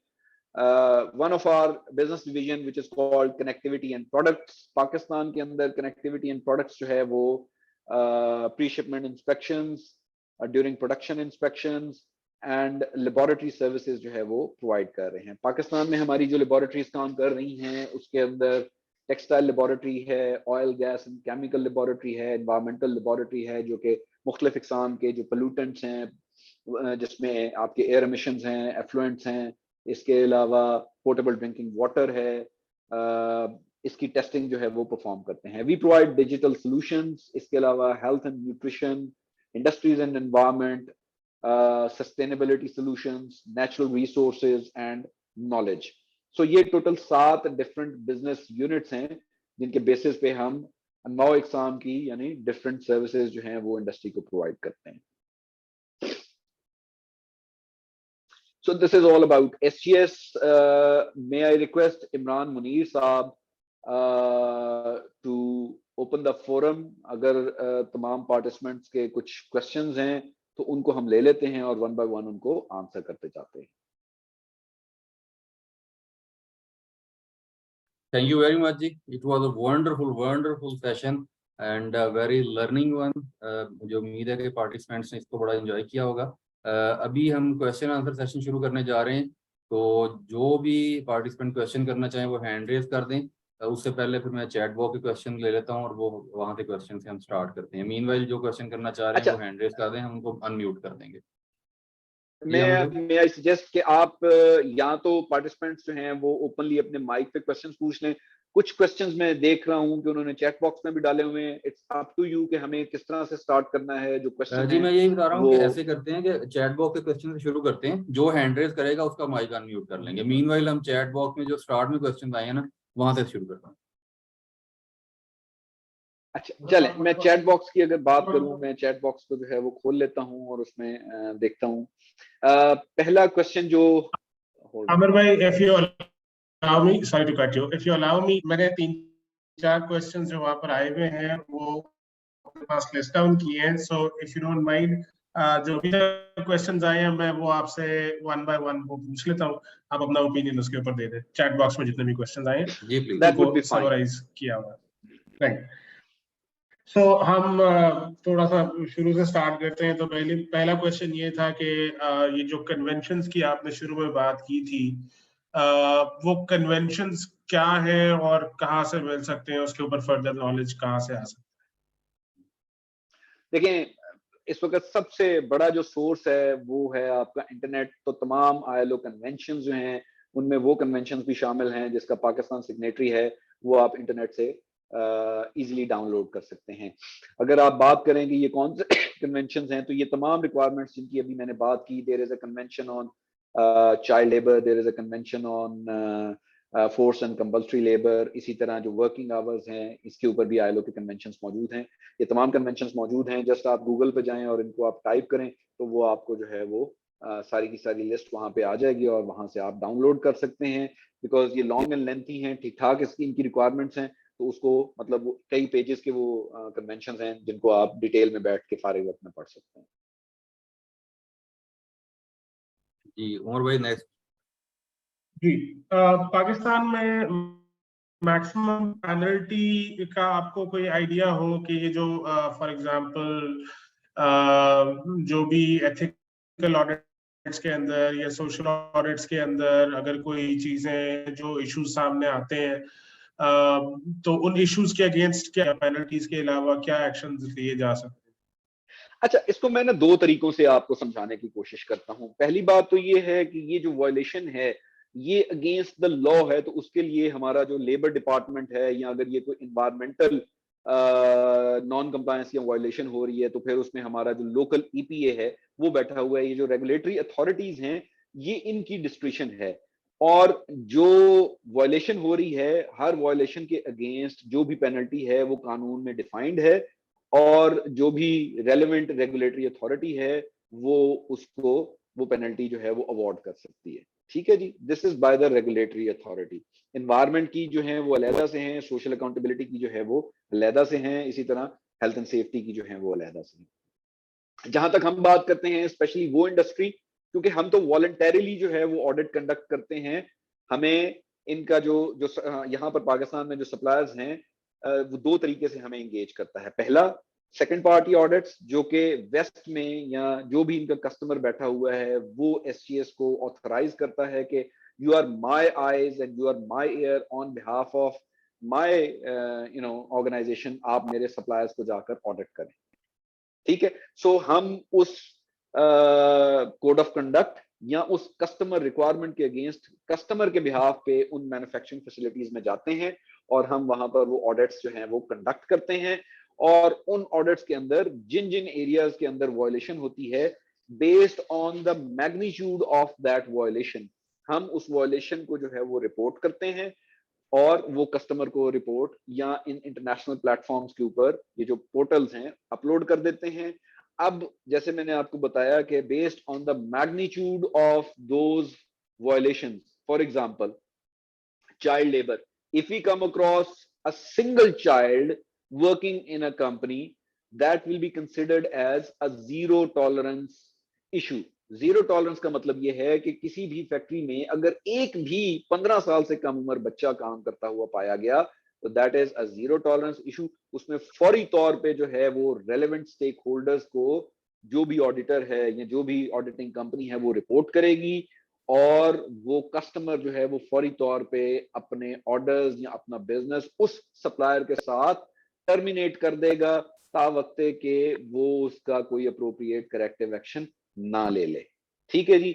इसी तरह मैं आपको एक और एग्जांपल देता हूं कि ऐसी मैन्युफैक्चरिंग फैसिलिटी जहां पर जो लोग काम कर रहे हैं उनकी हेल्थ और उनकी सेफ्टी को खतरात लाहक हैं, यानी वहां पर किसी किस्म की कोई फायर सेफ्टी के अरेंजमेंट्स नहीं है, वहां पर बहुत टॉक्सिक मटेरियल इस्तेमाल हो रहा है और लोगों को कोई किसी किस्म का पर्सनल प्रोटेक्टिव इक्विपमेंट जिसे हम पीपीई भी कहते हैं वो प्रोवाइड नहीं किए गए, फायर सेफ्टी का कोई निजाम नहीं है, that is a zero tolerance issue.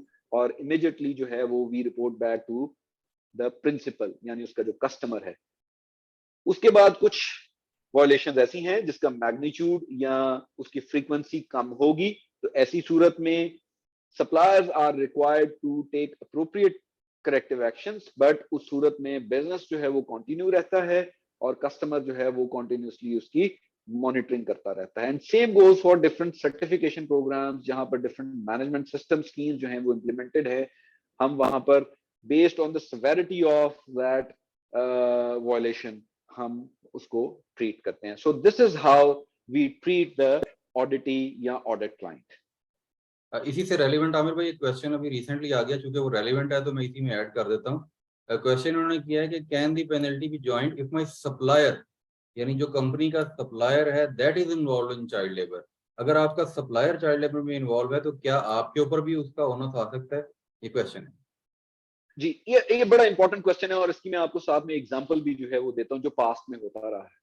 लेकिन जब मैंने बात की कि एथिकल सप्लाई चेन और एथिकल बिजनेस की, तो ऑब्वियसली जो भी कस्टमर है ये उसकी रिस्पॉन्सिबिलिटी है कि वो इंश्योर करे कि वो जिस सप्लायर को एंगेज कर रहा है, चाहे वो किसी भी कंट्री से है, पहले उसकी एथिकल परफॉर्मेंस, उसकी सोशल परफॉर्मेंस को अच्छी तरीके से जो है वो देख ले और उसके बाद उसके साथ बिजनेस स्टार्ट करे।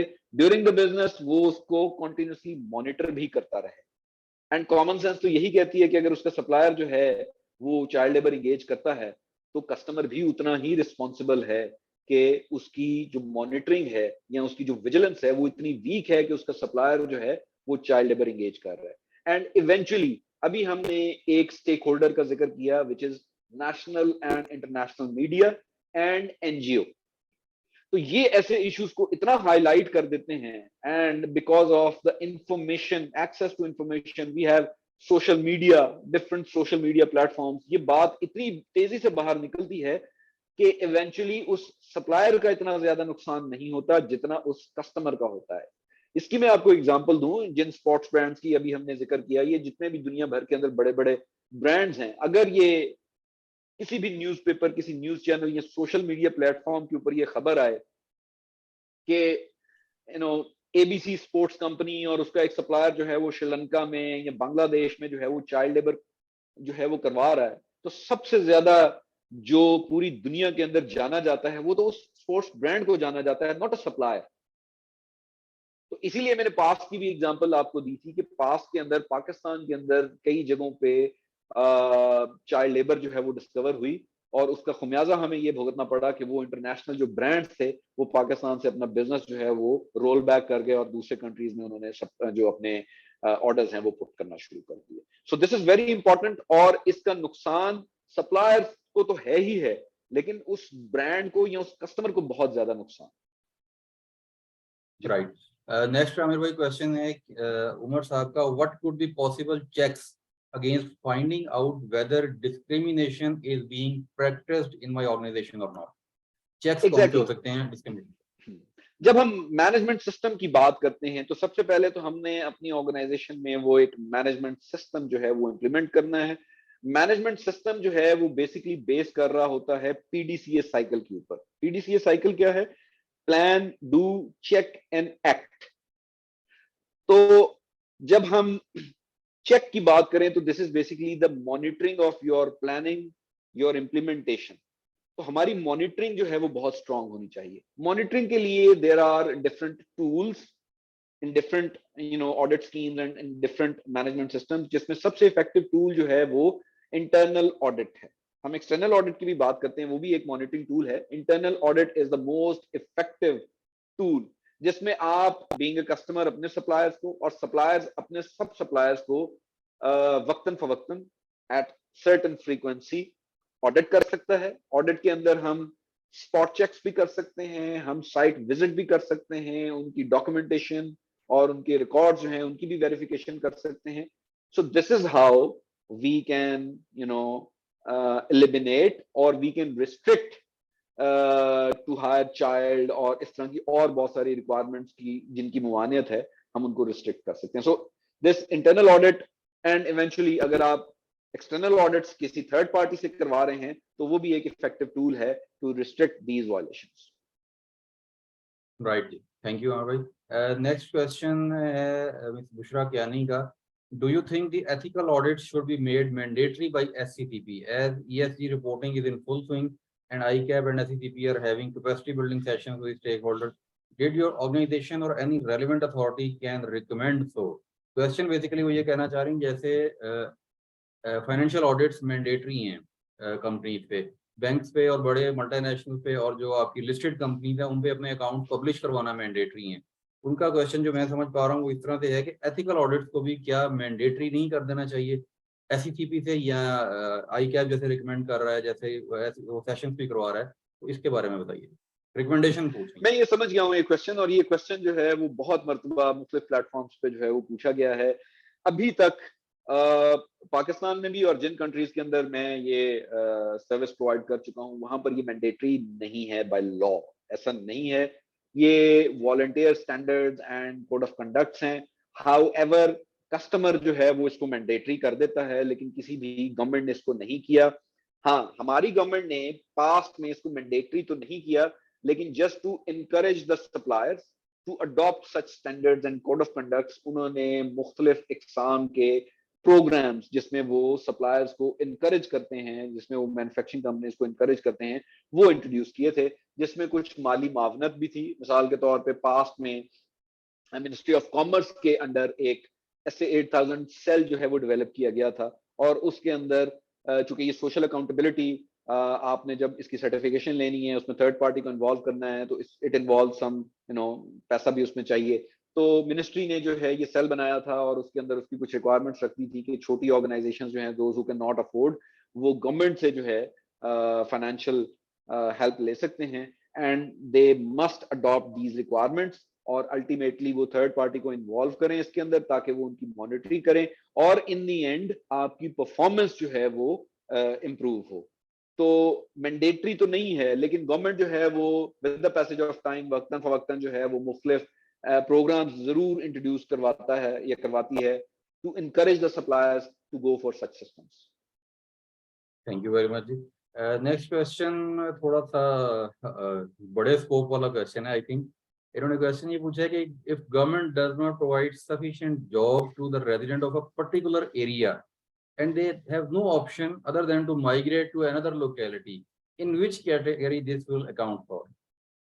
थोड़ा I think अच्छा, इसमें मैं थोड़ा सा आपको जो है वो बता दूं। पहली बात तो ये है कि गवर्नमेंट ने अगेन इसको एड्रेस करने के लिए हमारे पाकिस्तान के अंदर मुख्तलिफ एरियाज के अंदर कुछ इंडस्ट्रियल जोन जो हैं वो डेवलप किए हैं, और वहां पर जो इन्वेस्टर्स या जो इंडस्ट्रियलिस्ट हैं उसको इनकरेज करने के लिए कुछ टैक्स फ्री रिजीम्स भी जो हैं वो इंट्रोड्यूस करवाए हैं। मिसाल के तौर पे अगर मैं बात करूं तो हमारे फैसलाबाद के अंदर ये जो साइयावाला में फेडमैक इंडस्ट्रियल स्टेट है, ये काफी अरसे से जो है वो अंडर डेवलपमेंट फेज है, और वहां पर जो इंडस्ट्रियलिस्ट हैं उनको कुछ मराहत टैक्स ब्रेक्स वगैरह जो दी गई हैं।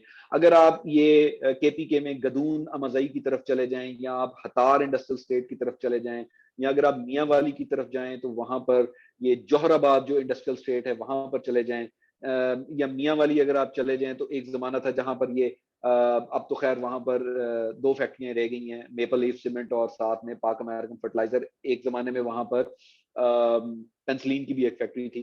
तो गवर्नमेंट इस तरह के एरियाज जो है वो डेवलप करती है, ताकि वहाँ की जो लोकल कम्युनिटी है वो उससे बेनिफिट हासिल कर सके, and at the same time वो इनकरेज कर रहे होते हैं इंडस्ट्रियलिस्ट को कि वो वहां पर जाके इंडस्ट्री लगाए और जो लोकल वहां के लोग हैं उनको वहां पर जो है वो नौकरियां मिलें। तो गवर्नमेंट इसको इस तरीके से जो है वो एड्रेस करती है।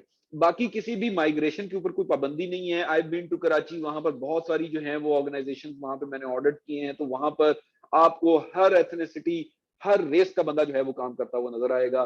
People from Kohat, people from Bannu और दूर दराज इलाकों के लोग जो हैं वो कराची में वहां पर वो जॉब्स कर रहे हैं, वो माइग्रेट करके वहां पर आए हैं। और इसी तरह अगर आप देखें लाहौर में, फैसलाबाद में, तो दूर दराज के इलाकों के लोग यहाँ पर भी जो है वो काम करने के लिए आए हुए हैं। तो इसको कुछ इस तरीके से जो है वो एड्रेस किया जाता है। बाकी अगेन बात, पाकिस्तान की आबादी जो है वो अराउंड 240 मिलियन के करीब पहुंच चुकी है। तो इतनी बड़ी आबादी को जॉब्स के लिए मतलब उनके लिए जॉब्स प्रोवाइड करना, it is quite a challenging task for the government. Right, thank you so much. Next question ये है, ये वैसे काफी कॉमन क्वेश्चन है and I feel it comes under our umbrella. If one employer has made a contract with the employee that he will not leave the company for 1 year or 2 years, is it considered under forced labor? It is ये हमारे जो है वो law इसको जो है वो allow नहीं करता। हमारा जो लॉ है उसमें बेसिकली अगर आप किसी को एम्प्लॉय करते हैं तो नोटिस पीरियड का तो बताया गया है कि अगर कोई एम्प्लॉय जो है ये नोटिस पीरियड से पहले अगर चला जाएगा तो फिर एम्प्लॉयर का राइट है कि वो उसके बकाया जात में से जो है वो डिडक्ट कर ले, या अगर उस नोटिस पीरियड से ज्यादा उसको वो रोकने की कोशिश करे तो ऑब्वियसली वो फिर गैर कानूनी हो जाएगा। लेकिन ये कहीं पे एड्रेस नहीं है कि आप एक ऐसा कॉन्ट्रैक्ट करें कि तुम 1 साल से पहले छोड़कर नहीं जा सकते। This will be considered as a pure form of force labour. Right, इसी के से मिलता जुलता क्वेश्चन एक और है कि जी ये जो एम्प्लॉयर कोई सिक्योरिटी आपसे कोई मांग ले, सिक्योरिटी डिपॉजिट प्रैक्टिस भी किसी जगह पे चलती है, तो वो भी आई थिंक इसी में कवर हो जाएगा। ये आपने एग्जैक्टली वो भी फोर्स लेबर में कवर होता है। और अगर वो मेरी फोर्स लेबर वाली आप स्लाइड जो है वो दोबारा से देखें तो उसमें किसी भी किस्म की guarantee in the form of any कोई सिक्योरिटी डिपॉजिट पैसे की सूरत में, सिक्योरिटी डिपॉजिट किसी identity paper, that could be your national identity card original, आपकी कोई तालीमी असनाद हो सकती हैं, आपका कोई पासपोर्ट ट्रैवल डॉक्यूमेंट हो सकता है, या अगर आपकी कोई प्रॉपर्टी है तो उसकी रजिस्ट्रेशन, उसको हम फोर्स लेबर के अंदर ही ट्रीट करेंगे and that is not allowed. इन्होंने इसमें फर्दर एक थोड़ा सा लीगल क्वेश्चन पूछा है, do it constitute any violation to be prosecuted for?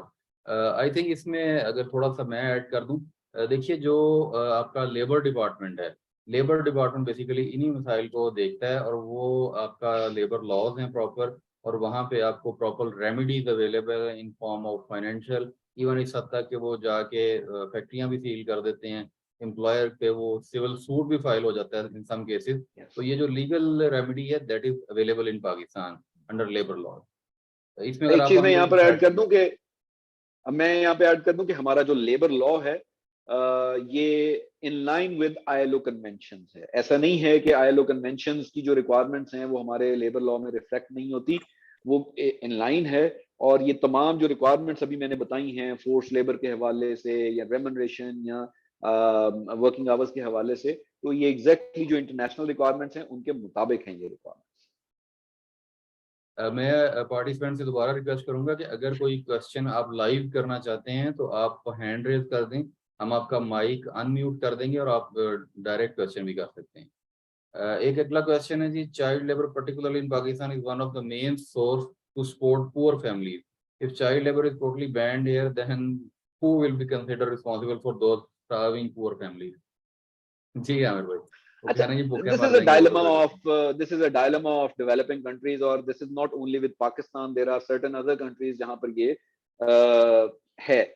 So I understand, लेकिन अगर देखें तो एक बच्चा जो है वो उसका बुनियादी हक, अभी जो हमने यूनिवर्सल जो ह्यूमन राइट्स है उसमें पढ़ा, एक्सेस टू एजुकेशन, ये उसका हक है। हम इसको कम से कम इस बुनियाद पे गई उसके घर में कोई कमाने वाला नहीं है, हम बच्चे को जो है उसमें नहीं डाल सकते। तो ये पहली बात तो ये है कि ये तो स्टेट की रिस्पॉन्सिबिलिटी है कि वो उसकी जो मिनिमम जो एजुकेशन है, जो मैंडेटरी एजुकेशन है, वो स्टेट की रिस्पॉन्सिबिलिटी है, और स्टेट के उस हवाले से स्कूल भी मौजूद हैं, वो वहां पर जो है वो पढ़े। ये प्रॉब्लम तो जरूर है, और अक्सर हम लोग जब ऑडिट्स के लिए जाते हैं तो वहां पर हमें यही कहा जाता है कि जी अगर आप मुझे अलाउ करें, एरे घर कमाने वाला तो कोई नहीं है, पंजाबी में यही जो है वो हमें कहा जाता है। तो this is a dilemma in the developing countries as well. जो डेवलप कंट्रीज हैं वहां पर तो इस चीज को एड्रेस किया गया है और सोशल सिक्योरिटीज जो है वो वहां पर मौजूद हैं। मेरे कुलीग उमर ख़याम यहाँ पर मौजूद हैं, so I would request if he would like to add anything. जी, आई वो थैंक यू आमिर साहब। इसमें एक और मेरा कमेंट जो रिस्पॉन्सिबिलिटी फ्रॉम दी मैन्युफैक्चरर या फैक्ट्री ऑर्गेनाइजेशन के ऊपर है, वो आपने जैसे ब्रीफ किया था कि लिविंग वेज प्रोवाइड करना इदारे की जिम्मेदारी है, not just legal minimum wage. Legal minimum wage provide करना यानी 25,000 जैसे पाकिस्तान में है, तो वो प्रोवाइड करना ऑफ कोर्स इदारे की मैंडेटरी एप्लीकेबल रिक्वायरमेंट है इदारे के ऊपर। लेकिन अगर वो अपने आप को सोशली रिस्पॉन्सिबल इदारा कहलवाना चाह रहे हैं, तो सोशली रिस्पॉन्सिबल इदारे के ऊपर जरूरी है कि वो बेसिक नीड वेज प्रोवाइड करे, यानी कम से कम इतनी वेज प्रोवाइड करे कि एक फैमिली जिसका रिप्रेजेंटेटिव आपके पास काम कर रहा है वो एक रीजनेबल लिविंग पूरी कर सके, डिसेंट लेवल की हाउसिंग, डिसेंट लेवल का फूड पूरी फैमिली के लिए अफोर्ड कर सके। सो ये फैक्ट्री को खुद से सेट करना है, ये ऑर्गेनाइजेशन को खुद से सेट करना है एक सर्वे के बाद कि कितनी वेज उस इदारे में काम करने वाले वर्कर्स के लिए, उस लोकेलिटी के लिए एक रीजनेबल वेज होगी। 25,000 अगर सरकार ने तय किए तो हो सकता है उससे एक फैमिली का हाउस होल्ड ना चल सके। सो 30,000 35,000 ये एक, you can conduct different surveys and identify a certain level of wage which is considered to be a reasonable living wage. So अगर आप वो रीजन अपने एम्प्लॉय को थोड़ा सा लीगल से ज्यादा कॉम्पनसेट करने की कोशिश करते हैं, तो that gives a lot of motivation for people to work for you and also make sure कि आप कम से कम अपनी जो बुनियादी जरूरियात है उनको पूरा करने के लिए बच्चों को इस्तेमाल नहीं करेंगे काम करने के लिए। सो स्टेट की रिस्पॉन्सिबिलिटी तो है ही और बच्चों का ये हक भी है ही, बट इदारे की भी जिम्मेदारी है कि आप अपने लोगों को इतनी वेज प्रोवाइड करें कि वो अपनी फैमिली को एमिकेबली सपोर्ट कर सके। Right, thank you so much Umar भाई for your valuable comments. Next question इन्होंने पूछा है जी कि what should be standard notice period for an employee. अच्छा, इट डिपेंड्स। यूजुअली जो नोटिस पीरियड है वो 1 मंथ का रखा जाता है किसी भी कॉन्ट्रैक्ट के अंदर।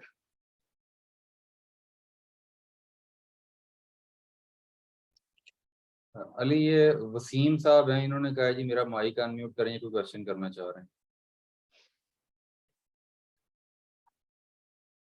जी वसीम साहब, आपका माइक अनम्यूट है, क्वेश्चन करिए। भाई क्या हाल चाल है? ठीक है, वसीम रियाज। जी वसीम साहब। अच्छा, मुझे आपने ये कहा कि एक तो क्वेश्चन था नोटिस पीरियड का। क्या नोटिस पीरियड में हम ओपन हो सकते हैं? एक बंदा उस पहले प्रॉब्लम को हल करने के लिए नोटिस पीरियड ही 1 साल का अगर वक्त है तो इज इट 1 साल का तो कोई नोटिस पीरियड नहीं होता। नहीं, क्या लीगली ये नहीं हो सकता या यूजुअली नहीं हो सकता? नहीं, लीगली ही अलाउड नहीं है 1 साल का नोटिस पीरियड। लीगल में क्या है? मैं आपको बता रहा हूँ ना, 1 मंथ नोटिस पीरियड। अच्छा, ये इससे ज्यादा नहीं कर सकते? जी, ये लॉ में लिखा है 90 days। 30 days amicable notice period, ये लॉ में लिखा है।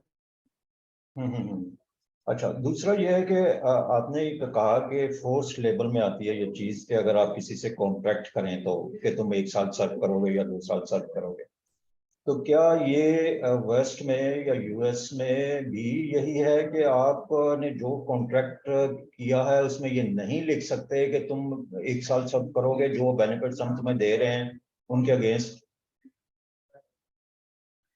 देखें, यूएस का तो मैंने लॉ जो है ना वो नहीं पढ़ा, लेकिन अगर मैं इसको इस क्वेश्चन को इस तरह से आंसर करूं कि those who are signatory to ILO convention on force labour, तो ऑब्वियसली उनका कानून जो है वो इसकी मुमानियत करता होगा। ये कहीं पे भी नहीं होगा कि आपने कम से कम 1 साल जो है वो सर्व करना है, 1 साल से पहले जाएंगे तो फिर आपके तमाम बेनिफिट जो है उनको कॉन्फिस्केट कर दिया जाएगा। ठीक है, थैंक यू वसीम साहब। इसी से रेलेवेंट क्वेश्चन जी एक अभी चैट बॉक्स में भी आया, दैट इज ऑफ 90 डेज। अगर 90 डेज का आता है आपको सेटलमेंट दी जाती है नोटिस पीरियड, तो फोर्सफुली और क्या लाजिम है कि उसको कंप्लीट किया जाए और ये लेबर लॉ के अगेंस्ट है? तो आई थिंक उमर साहब ने इस पे लेबर लॉ का हवाला दिया था, तो मैं उमर भाई को कहूंगा इसका जरा रिप्लाई इनको लीगल हवाले से दे दीजिएगा। जी, जो लॉ में डिफाइंड है जनरली वो 30 डेज का ही डिफाइंड है कि आप 30 days, I think it's in the standing order, 30 days का आपको एमिकेबल, वो लिखा हुआ है वहां पे कि amicable notice period which could be 30 days. So 30 days का नोटिस पीरियड आपको डिफाइन करना है। 30 डेज से ज्यादा के लिए अगर इदारा आपको फोर्स करता है तो that could be considered as a violation.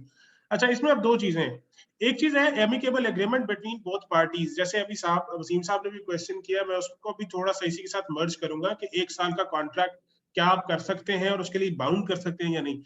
आप कॉन्ट्रैक्ट कर सकते हैं और उस कॉन्ट्रैक्ट में आप रिक्वेस्ट कर सकते हैं या मतलब एम्प्लॉय के साथ एक एमिकेबल एग्रीमेंट के ऊपर आ सकते हैं कि depending upon the amount of information that you are having, depending upon the seniority of the position, हम आपसे थोड़ा सा ज्यादा नोटिस पीरियड रिक्वेस्ट करते हैं, यानी 2 माह का नोटिस पीरियड रिक्वेस्ट करते हैं, बाजू का 3 माह का भी नोटिस पीरियड रिक्वेस्ट किया जा सकता है। इसी तरह से कॉन्ट्रैक्ट 1 साल का, 2 साल का, 3 साल का फिक्स टर्म कॉन्ट्रैक्ट हो सकता है। फिक्स टर्म कॉन्ट्रैक्ट होने की बंदिश नहीं है, बट एम्प्लॉय के पास ये राइट मौजूद है कि वो इस कॉन्ट्रैक्ट से जब चाहे रीजनेबल नोटिस देकर अलहदा हो सके। सो आप नोटिस पीरियड में या कॉन्ट्रैक्ट में लिख सकते हैं कि दोनों फरीकैन 1 साल तक एक दूसरे के साथ काम करेंगे, लेकिन एम्प्लॉय के पास ये राइट है कि वो आपको 30 डेज का नोटिस पीरियड दे करके वहां से एग्जिट ले सके, रीजनेबल एग्जिट ले सके। सो आप कॉन्ट्रैक्ट फिक्स टर्म कर सकते हैं। इसी तरह नोटिस पीरियड 1 महीने से ज्यादा भी एग्री कर सकते हैं, और एम्प्लॉई अगर उसको as an agreement, as a good gesture serve करना चाहे तो बिल्कुल कर सकता है, इसकी मुमानियत नहीं है, बट एम्प्लॉई के पास ये राइट मौजूद है बाय लॉ कि वो 30 डेज के नोटिस पीरियड को सर्व करके अपनी एम्प्लॉयमेंट या कॉन्ट्रैक्ट उसे टर्मिनेट कर सके। Thank you so much Umar भाई।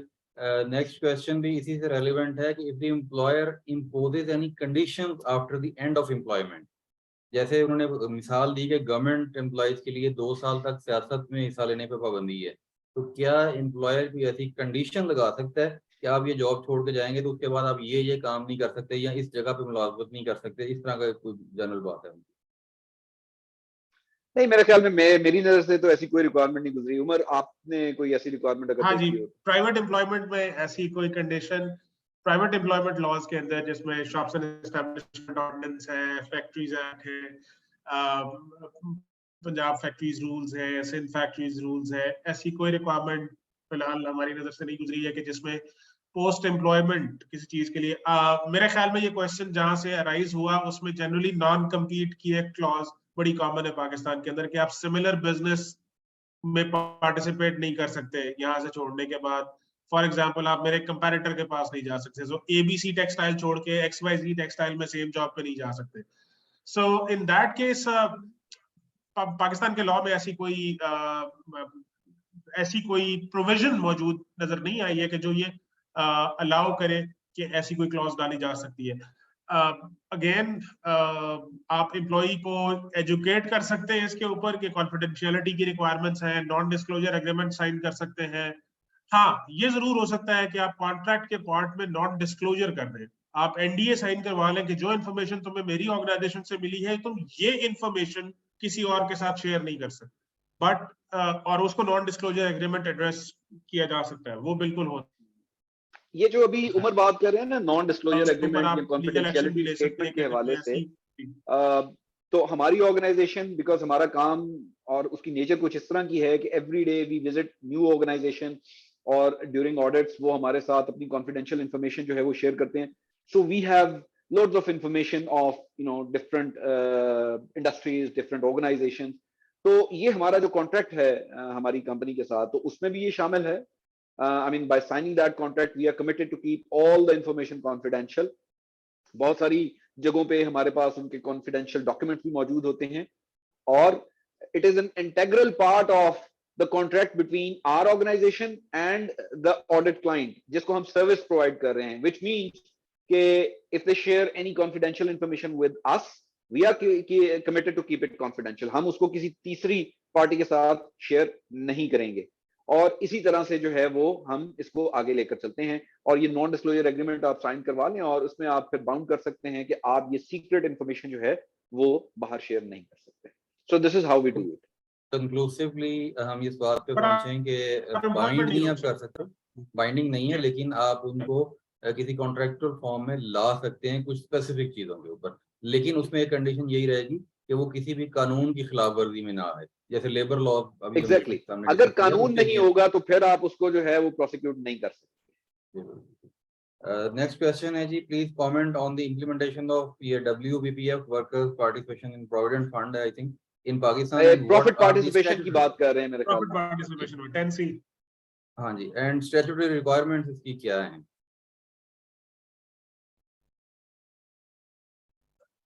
बेसिकली जी उमर गो हेड। क्या कर सकते हैं? नहीं। अच्छा जो वर्कर्स मैं sorry उमर Okay, भाई Umar, की go आवाज ahead. थोड़ी हम दोनों ब्रेक के हो रही है। दरमियान so आई वुड से जी ये लीगल रिक्वायरमेंट है प्रॉफिट पार्टिसिपेशन फंड की, और लीगल रिक्वायरमेंट को के तौर पे आपको ये देना है। इसकी इवन कैलकुलेशन का मैकेनिज्म भी लॉ के अंदर लिखा हुआ। Industrial and commercial employment standing order 1969 है आई थिंक, उसके अंदर ये क्लॉज है 10C की, उसके तो बड़ा मशहूर है, इसको 10C बोनस बोलते हैं। सो ये WPPF आपको देना है ऑफ कोर्स, और इसकी कैलकुलेशन भी लॉ के अंदर तफसीलन लिखी हुई है किस तरह से प्रॉफिट की बेस पे कैलकुलेट किया जाए।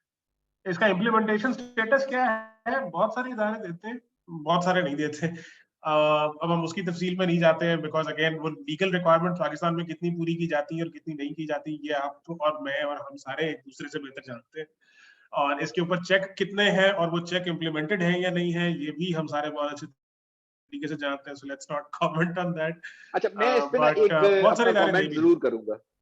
उमर आप फिनिश कर लें, मैं फिर इस पे जरूर कमेंट प्लीज करूंगा कि प्लीज एथिकल बिजनेस के ऊपर जो नई रिक्वायरमेंट्स आ रही हैं इसको भी कैसे इंश्योर किया जाएगा। जी उमर, आर यू डन? जी जी जी। ओके उमर, जो अभी बात कर रहे थे ना, ये वर्कर्स जो प्रॉफिट पार्टिसिपेशन फंड है या जो मतलब उनका जो शेयर है, और जो बता रहे थे कि अभी हम कमेंट नहीं कर सकते कि इसको किस तरीके से इंप्लीमेंट किया जा सकता है, क्योंकि बहुत सारी ऑर्गेनाइजेशन उनके हाथ में है कि वो अपनी प्रॉफिटेबिलिटी जो है उसको डिक्लेयर करते हैं या नहीं, क्योंकि ये उसी वक्त होगा कि जब आप अपनी प्रॉफिटेबिलिटी जो है वो डिक्लेयर करेंगे। बट अब इसमें भी चीजें चेंज हो रही हैं, और ये जो मैंने अपनी पहली सेकंड स्लाइड के ऊपर अपना जो मैंने इंट्रोडक्शन दिया था उसमें एक टर्म यूज की थी ESG, manager RBS and ESG। सो अगर हम ESG में देखें तो इसके अंदर एक जो एलिमेंट है वो आपकी सस्टेनेबिलिटी रिपोर्ट पब्लिकेशन भी है, यानी ऑर्गेनाइजेशन अपना कंप्लायंस लेवल जो है, जिसके अंदर environmental compliance, social accountability compliance और कॉर्पोरेट गवर्नेंस कंप्लायंस, इसको अपनी रिपोर्ट की सूरत में पब्लिश भी करेगा। And then there is another requirement which is basically report assurance by an independent body. वो उसको अश्योर करेगी कि ये जो इसने इंफॉर्मेशन पब्लिकली प्रोवाइड की है या इसको पब्लिश किया है, क्या ये इंफॉर्मेशन ठीक भी है या नहीं है। तो ऐसी सूरत हाल में हर कोई कोशिश करता है कि उसकी जो रिपोर्ट है उसमें उसका कंप्लायंस लेवल और उसकी जो परफॉर्मेंस है वो उसके अंदर इन अ ट्रू मैनर इस तरह से पब्लिश करे या कम्युनिकेट करे कि इन्वेस्टर्स जो हैं वो उसकी तरफ आए और उसके बिजनेस में इन्वेस्ट करें। सो अगर उसके अंदर वो किसी भी किस्म का कोई रॉन्ग क्लेम करेगा, जो कि एश्योरेंस के अंदर जो थर्ड पार्टी या इंडिपेंडेंट बॉडी है वो उसको पकड़ लेगी, तो वो फिर उसके लिए और उसके business and then later on जो उसने इन्वेस्टर्स को एंगेज करना है उसके लिए एक बड़ा क्वेश्चन मार्क जो है वो बन जाएगा। सो आई एम श्योर आने वाले वक्त में, और बल्कि अब भी ये स्टार्ट हो गया है, इसके ऊपर भी जो है हमारी जो लीगल रिक्वायरमेंट है उसको लोग कंप्लाई करना शुरू कर देंगे, और ये जो वर्कर्स पार्टिसिपेशन फंड है ये भी वर्कर्स को जाना शुरू हो जाएगा। अभी बहुत सारी ऑर्गेनाइजेशन जो हैं वो ये पे करती हैं अपने वर्कर्स को।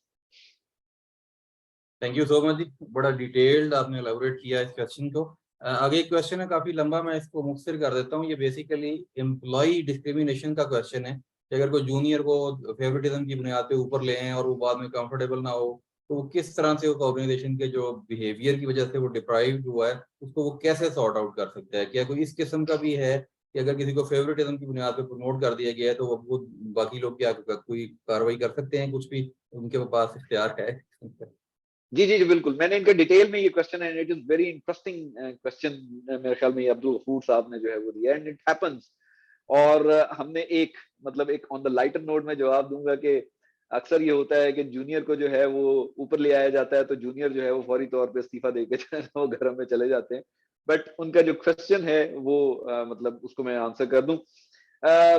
मेरी एक स्लाइड पे मैंने जहां पे जिक्र किया था ग्रीवेंस मैकेनिज्म का, तो ग्रीवेंस मैकेनिज्म जो है वो एनोनिमसली यानी कॉन्फिडेंशियली, अगर इन्होंने बताया कि वो जो बॉस है वो उसको क्रिटिसाइज करता है, उसको निग्लेक्ट करता है, उसको तंग करता है, उसको हरास करता है बाय एनी मींस, तो ऐसी सूरत में ऑर्गेनाइजेशन के पास ग्रीवेंस एक वेल एस्टैब्लिश्ड ग्रीवेंस मैकेनिज्म होना चाहिए जिसमें वो अपना ग्रीवेंस जो है वो फाइल करे कॉन्फिडेंशियली, और उसके ऊपर जो है वो उस ऑर्गेनाइजेशन के जो भी रिस्पॉन्सिबल लोग हैं वो उसको एड्रेस करें उसके ग्रीवेंस को। इसमें इस तरह से भी ऐड कर लेते हैं कि बहुत सारी जगहों पे, और हमारे कंट्री के अंदर और हमारे जैसे और कंट्रीज के अंदर जो हम डिस्क्रिमिनेशन की बात कर रहे थे, तो खवातीन जो हैं वो मोस्ट ऑफ द टाइम इस तरह की हरासमेंट, इस तरह की डिस्क्रिमिनेशन का शिकार होती हैं। But due to different influences खवातीन जो हैं they are reluctant to you know communicate to the higher management, they are reluctant to लोगों को वो बताने से जो है ना वो हिचकिचाहट होती है। तो ऐसी सूरत में ये जो कॉन्फिडेंशियल ग्रीवेंस मैकेनिज्म है दैट वर्क्स, लेकिन अगेन आई वुड से ये अप्रोप्रिएटली कॉन्फिडेंशियल होना चाहिए। ऐसा नहीं होना चाहिए कि वो आपकी आइडेंटिटी भी रिवील हो जाए और सारा कुछ खुल के सामने आ जाए और ये जो रिटेलिएशन हो रही है वो पहले से भी ज्यादा बढ़ जाए। जी right, thank you so much. अभी और कोई क्वेश्चन आता है तो हम लेते हैं। एक आमिर भाई, मैं इस पे आपसे क्वेश्चन करना चाह रहा हूँ, जो सोशल और एथिकल कंप्लायंसेस हैं, आप क्या समझते हैं? ये जरा थोड़ा डिटेल्ड है, इस पे आपका व्यू भी चाहिए और थोड़ा सा हमारे लोगों को भी इस पे अवेयरनेस देनी चाहिए कि अक्सर औकात हमें ये एहसास होता है कि शायद this is the requirement of supplier at times only, बजाय इसके कि हम एथिकली खुद को भी समझें कि हम जिम्मेदार लोग हैं और हमें ये कम से कम बुनियादी जिम्मेदारियां पूरी करनी चाहिए। Being a citizen of Pakistan, we are doing business here, we got the environment, we got the utilities, we got the land, we got the facilities of transportation। हमें इस मुल्क में जो चीजें मिल रही हैं उसके हवाले से रहते हुए हमें कम से कम बुनियादी चीजों का ख्याल रखना चाहिए। तो ये जो एक रिस्पॉन्सिबिलिटी का अपनी तरफ लेवल है, बजाय इसके कि कवानीन सर पे आके थोड़ा मारें तो फिर ही हम ठीक हों, तो इसके हवाले से आप अपनी गाइडलाइन थोड़ी सी दीजिए, because you have been through too many industries और वर्सटाइल सेक्टर्स हैं और बड़ी डाइवर्स किस्म की चीज़ों में आप देखते हैं। कभी आप एजुकेशनल इंस्टीट्यूशन में होते हैं, कभी आप टेक्सटाइल में होते हैं, कभी लेदर में, स्पोर्ट्स में, जैसे आपने अभी जिक्र किया, एंड अक्रॉस द मतलब बॉर्डर्स हैं। तो इस हवाले से आप बताइए कि ये जो तासुर है कि ये फोर्स बाय सप्लायर और फोर्स बाय लॉ है, तो अपने अंदर जो रिस्पॉन्सिबिलिटी का आंसर है उसके हवाले से कहाँ पे हम स्टैंड करते हैं? अच्छा, ये बड़ा जो है ना वो आपका मतलब it's a very good question, और ये क्वेश्चन मुझसे जो है ना I mean I am into this business for the last 20 और 21 years। मैंने खुद जो है वो टेक्सटाइल सेक्टर के अंदर काम किया हुआ है 3-4 साल, और उसके बाद लातादाद different industrial sectors different countries के अंदर जो है वो मैंने ये असेसमेंट्स भी परफॉर्म की हैं। और पाकिस्तान के अंदर मैं खुद जब सेक्टर के अंदर काम करता था और उसके बाद जब ये ऑडिट्स वगैरह जो है वो हमने स्टार्ट किए, तो ये क्वेश्चन और ये वाला कमेंट जो आपने बात की है कि जी ये हमारे खिलाफ साजिश हो रही है कि भाई हमसे तो आपने if you are manufacturing a denim jeans और if you are manufacturing a T shirt, तो हमसे तो आपने सिर्फ ये प्रोडक्ट ही लेनी है ना, आपको क्या लगे कि हम जो है वो वर्कर को पूरे पैसे दे रहे हैं या नहीं दे रहे। तो do you think common sense क्या कहती है कि ये क्वेश्चन जो है is it a same question, क्या ये अप्रोप्रिएट क्वेश्चन है? ये जो बेसिक रिक्वायरमेंट्स हैं या जिन्हें कहा जाता है कि हमारा कस्टमर जो है वो हमें पुश करता है to adopt that, so basically there are certain drivers, there are certain factors जो हमारे सप्लायर्स को या जो हमारे यहाँ पर एंटरप्रेन्योर्स हैं जो बिजनेस कर रहे हैं उनको पुश करते हैं टू अडॉप्ट दीज थिंग्स। उनमें सबसे बड़ा जो ड्राइवर है वो है कस्टमर। कस्टमर के अलावा मैंने देखा है कि जितने भी बाकी ड्राइवर्स हैं उनकी हम नहीं मानते। कस्टमर की हम इसलिए मानते हैं क्योंकि उसने हमें बिजनेस देना है, उसने इवेंचुअली हमें पेमेंट करनी है और उसी के सर पे हमारा बिजनेस चलना है, तो वो जो कहता है हम उसकी बात मान लेते हैं। इसके अलावा there are other driving forces as well. उसमें वो कौन सी हैं?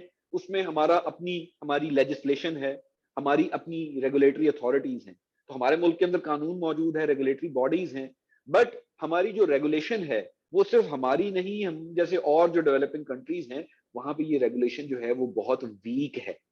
इस वजह से हमारी तरह के जो कंट्रीज हैं ये हाई रिस्क कंट्रीज के अंदर कंसिडर किए जाते हैं। अब हाई रिस्क का मतलब ये है कि यहाँ पर ये तमाम जो सोशल अकाउंटेबिलिटी की रिक्वायरमेंट्स हैं ये अच्छे तरह से इम्प्लीमेंटेड नहीं है, क्योंकि रेगुलेटरी अथॉरिटीज जो हैं, एक तो उनकी कैपेसिटी का भी इशू है और दूसरा अगेन कोई बात है कि उनकी रेगुलेशन इतनी स्ट्रांग नहीं। तो इस वजह से ये जितने भी डेवलपिंग कंट्रीज जहां पे ये मैन्युफैक्चरिंग हो रही है, वहां पर वेस्ट में जो बैठा कस्टमर है वो ज्यादा पुश करता है कि आपने ये रिक्वायरमेंट्स पूरी करनी। इसके अलावा जो ड्राइविंग फोर्सेस हैं उसके अंदर डिफरेंट फाइनेंशियल इंस्टीट्यूशंस आ सकते हैं, जैसे बैंक्स हैं जिनसे आपने फंडिंग यानी लोन्स लेने हैं, आपने इंश्योरेंस कंपनीज हैं वहां से आपने इंश्योरेंस भी करवानी है।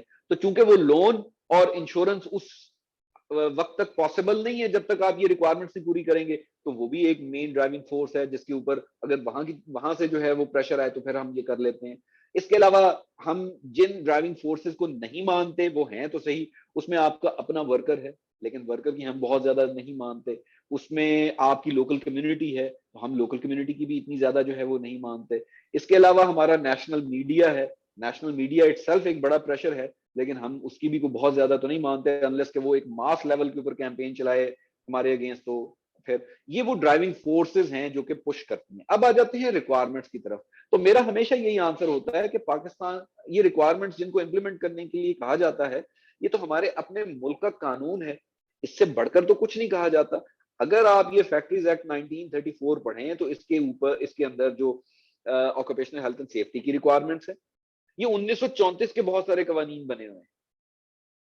अगर हमने उस जमाने के बने हुए कवानीन जो हैं वो 2021, 22 या 23 में भी पूरे नहीं करने तो फिर कब जाके पूरे करेंगे।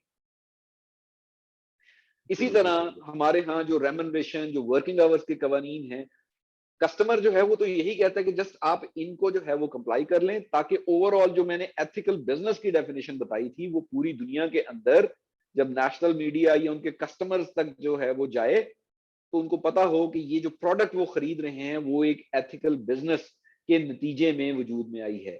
अब वेस्ट में बैठा हुआ customer he is more informed, वो ऐसी चीज नहीं खरीदना चाहता जिसकी मैन्युफैक्चरिंग में किसी भी स्टेज पे चाइल्ड लेबर इन्वॉल्व हुई हो। वो कोई ऐसी भी प्रोडक्ट नहीं लेना चाहता जहां वर्कर्स के साथ ज्यादती हुई हो।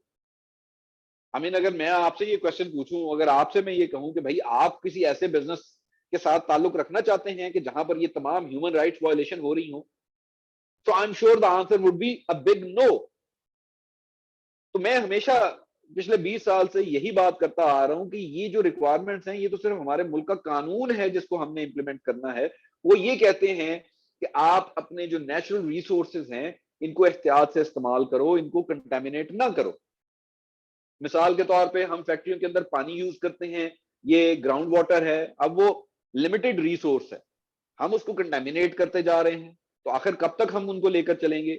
हम अपनी जो एनवायरनमेंट है उसको पोल्यूट कर रहे हैं, तो आखिर हमने इसमें रहना नहीं है, हमारी आने वाली नस्लों ने इसमें रहना नहीं है, तो हम उनको क्या जो है वो देकर जा रहे हैं। And for what purpose? Just because of our profit, just because of our business, we are destroying our environment, we are destroying our own country's natural resources।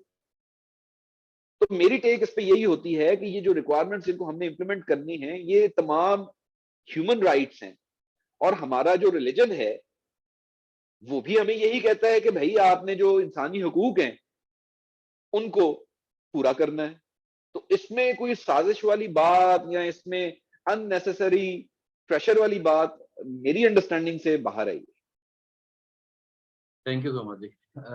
एक रेलिवेंट क्वेश्चन है बेनेवोलेंट फंड और group insurance के हवाले से कि सम organisation जो है वो सैलरी से डिडक्ट कर लेती हैं, बट पॉलिसी ऐसी बना देती हैं in certain cases of demise और रिटायरमेंट के बाद जिसमें वो उनको नहीं देते वो पैसे। तो इस हवाले से बता दीजिए कि वो क्या करेंगे। अच्छा, मैं चाहूंगा कि इसमें उमर भी कंट्रीब्यूट कर दें। बहरहाल जो ग्रुप इंश्योरेंस की बात है उसमें एम्प्लॉय की डिडक्शन जो है दैट इज नॉट अलाउड। आप ग्रुप इंश्योरेंस में एम्प्लॉय की कोई डिडक्शन नहीं कर सकते। जो एम्प्लॉय की डिडक्शन है कानून के मुताबिक वो सोशल सिक्योरिटी के अंदर जो है वो उसकी आप डिडक्शन कर सकते हैं। उमर अगर फर्दर आप इस पे जो है वो ऐड कर सकते हो। सोशल सिक्योरिटी भी एक्चुअली नहीं है, ईओबीआई है सिर्फ पाकिस्तान में। ईओबीआई के अंदर, sorry it's not in social security, ये ईओबीआई के अंदर है।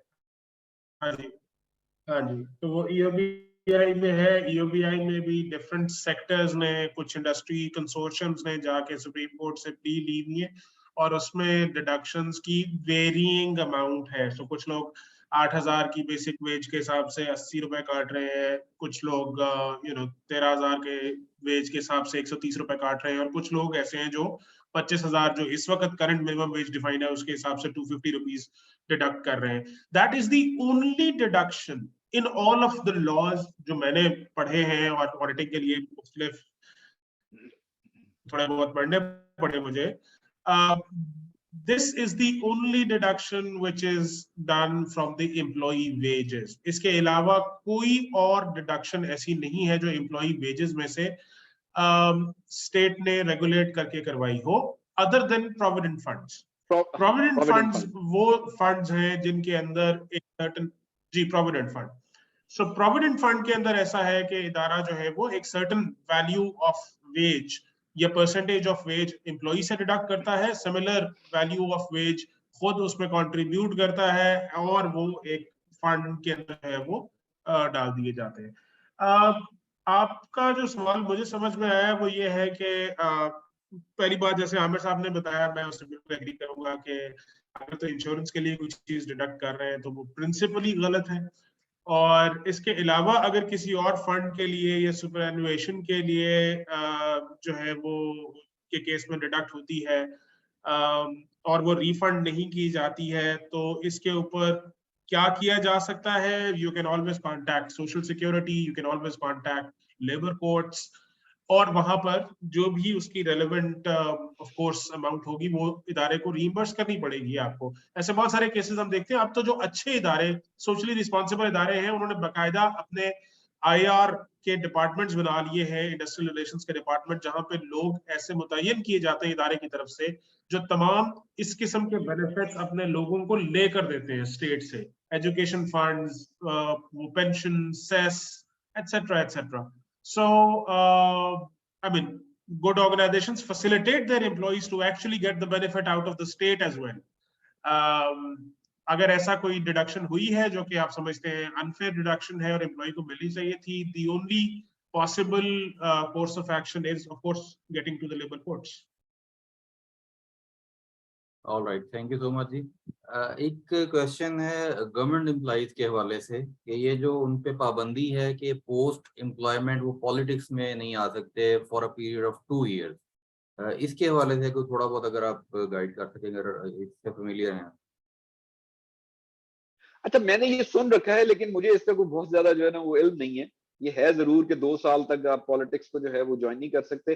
जो बात एक मतलब कॉमन सेंस के तौर पे जो समझ में आती है वो यही है कि 2 साल तक जो है वो जो कॉन्फिडेंशियल इंफॉर्मेशन आप पोजेस कर रहे हैं वो आप अपनी पॉलिटिक्स के लिए जो है वो उसको इस्तेमाल ना करें। अदर देन दैट मुझे इसका कोई बहुत ज्यादा नॉलेज नहीं है। Umar, if you have any knowledge तो आप शेयर कर सकते हैं। नहीं जी, I mean not specifically, of course requirement सुन तो रखी है, लेकिन इसका रैशनल ऑफ कोर्स इससे ज्यादा और कोई समझ में नहीं आता है, या इन्फ्लुएंस भी हो सकता है because you are privy to such information जो आप पॉलिटिक्स में आके इन्फ्लुएंस यानी कर सकते हैं, जिसको इंफॉर्मेशन को इस्तेमाल कर सकते हैं अपने गेन के लिए, जाती मकासद के लिए। सो ऐसी किसी इंफॉर्मेशन जो 2 साल तक फिर इवेंचुअली खुद ही पब्लिक हो जाएगी या मजीद उसके ऊपर रेगुलेशंस आ सकती हैं। सो एक सेफ पीरियड शायद डिफाइन किया हुआ है। आई डोंट थिंक, बट इसको कैटेगोरिकली मना किया जा सकता है यानी एज पर ILO तो मेरा ख्याल है आप मना नहीं कर सकते, बिकॉज ये यूनिवर्सल राइट है किसी भी बंदे का कि वो freedom of association, freedom of expression.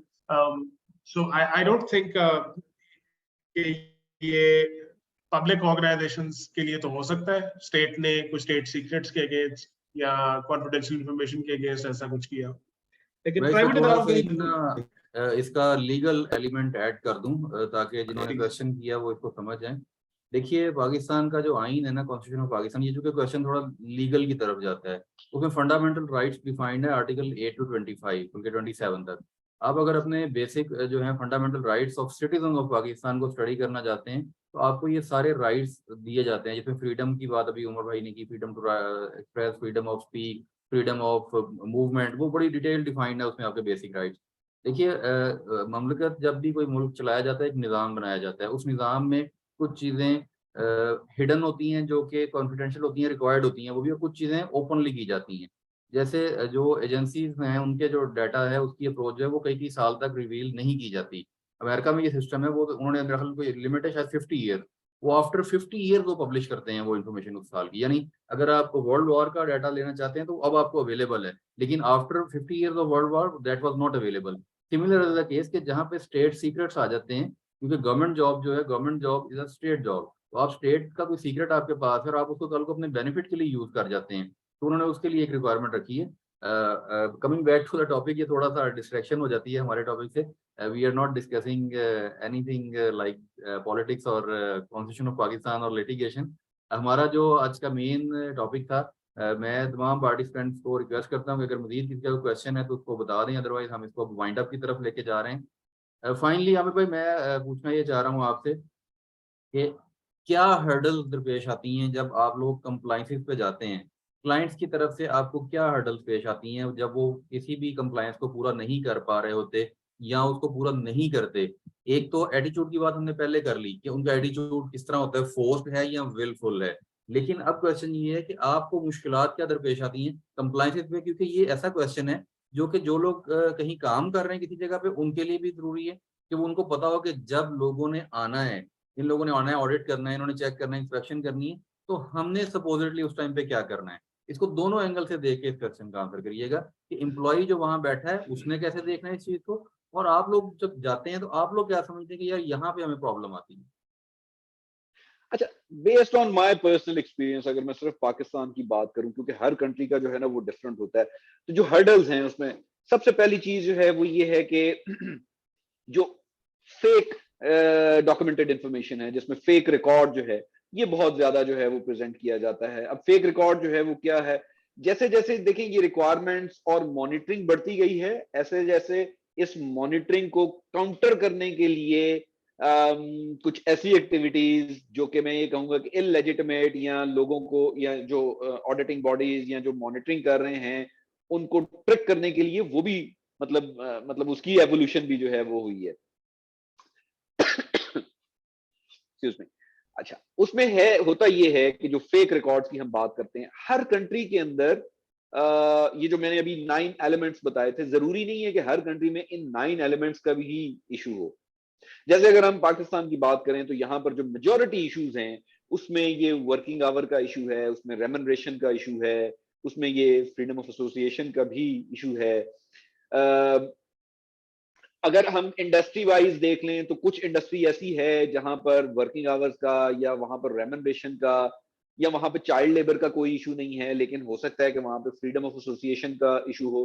तो हर एलिमेंट के अगेंस्ट किसी ने कोई ना कोई मेकअप अपनी मजबूरी के तहत जरूर कर रखा होगा। तो हम जो मॉनिटरिंग बॉडीज हैं, हमारे लिए सबसे बड़ा चैलेंज जो है वो यही होता है कि जो उन्होंने मेकअप कर रखा है या जो फेक इंफॉर्मेशन हमारे साथ शेयर कर रहे हैं उसको टैकल करना। Now it depends how to tackle that, कि आपकी जो मॉनिटरिंग बॉडी है, आपका जो ऑडिटर है, उसकी अपनी कॉम्पिटेंस क्या है, उसका अपना जो एक्सपोजर या जो उसका एक्सपीरियंस है डिफरेंट इंडस्ट्रियल सेक्टर्स में वो कितना रिच है, उसकी अपनी जो इंटेग्रिटी है वो क्या कहती है। सो सबसे पहले तो ये जो फेक डॉक्यूमेंटेशन का या फेक रिकॉर्ड का ये एक बड़ा चैलेंज है। इसके अलावा अगर देखें तो इमोशनल ब्लैकमेलिंग जो है वो बहुत ज्यादा है इंडस्ट्री के अंदर।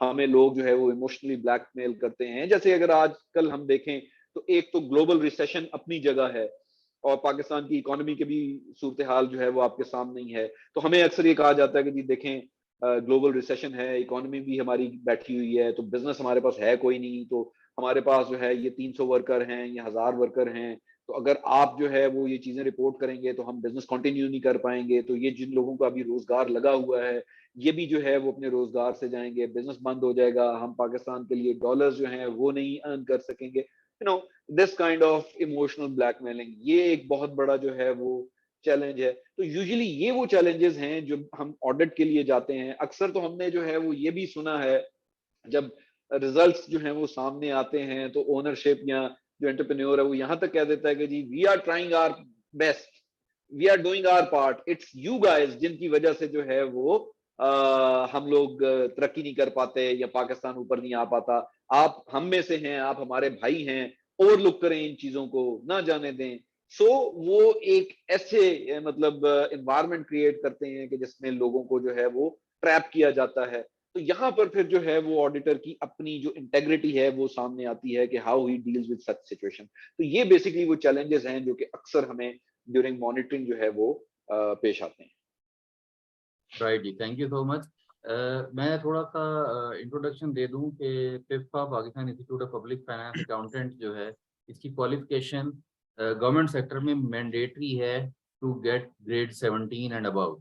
अगर आप अकाउंट्स की फील्ड में हैं, जैसे कि हमारे साथ आज काफ़ी सारे एसोसिएट मेंबर्स हैं, फेलो मेंबर्स हैं, स्टूडेंट्स भी हैं, लोग सुन रहे हैं। जैसे हमने डिस्कस किया, आज बहुत ज़्यादा क्वेश्चन चूँकि एम्प्लॉयमेंट के हवाले से आए हैं, तो इसलिए मैं ये आपको यहाँ पे बताता चलूँ कि पिफा जो है, पिफा की requirement, and PIPFA is world recognised now.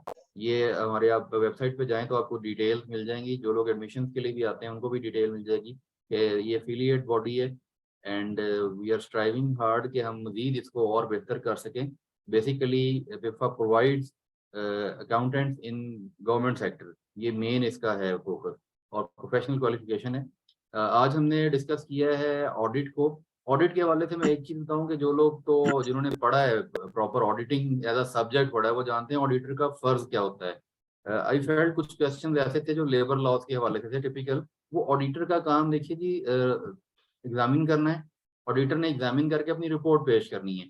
Auditor ना तो फोर्सफुली रोक सकता है उनको, ना ऑडिटर आपके बिहाफ पे जाके लेबर कोर्ट में उन पर केस कर सकता है।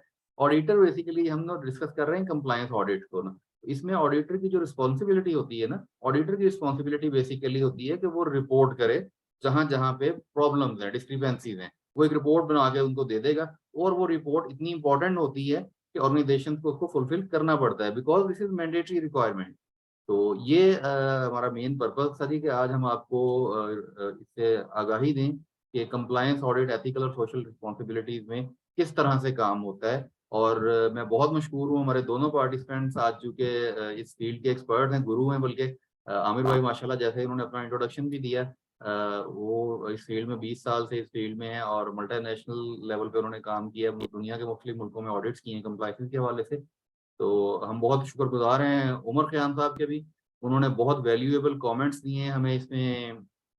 खसूसी तौर पे जो लेबर के क्वेश्चन थे, he come up very strongly, and अल्हम्दुलिल्लाह मैं समझता हूँ कि लोगों ने उससे यकीनन मुस्तफीद हुए होंगे। हम अपने आज के सेशन को जी इन दोनों साहब के शुक्रिया के साथ वाइंड अप करने जा रहे हैं अभी।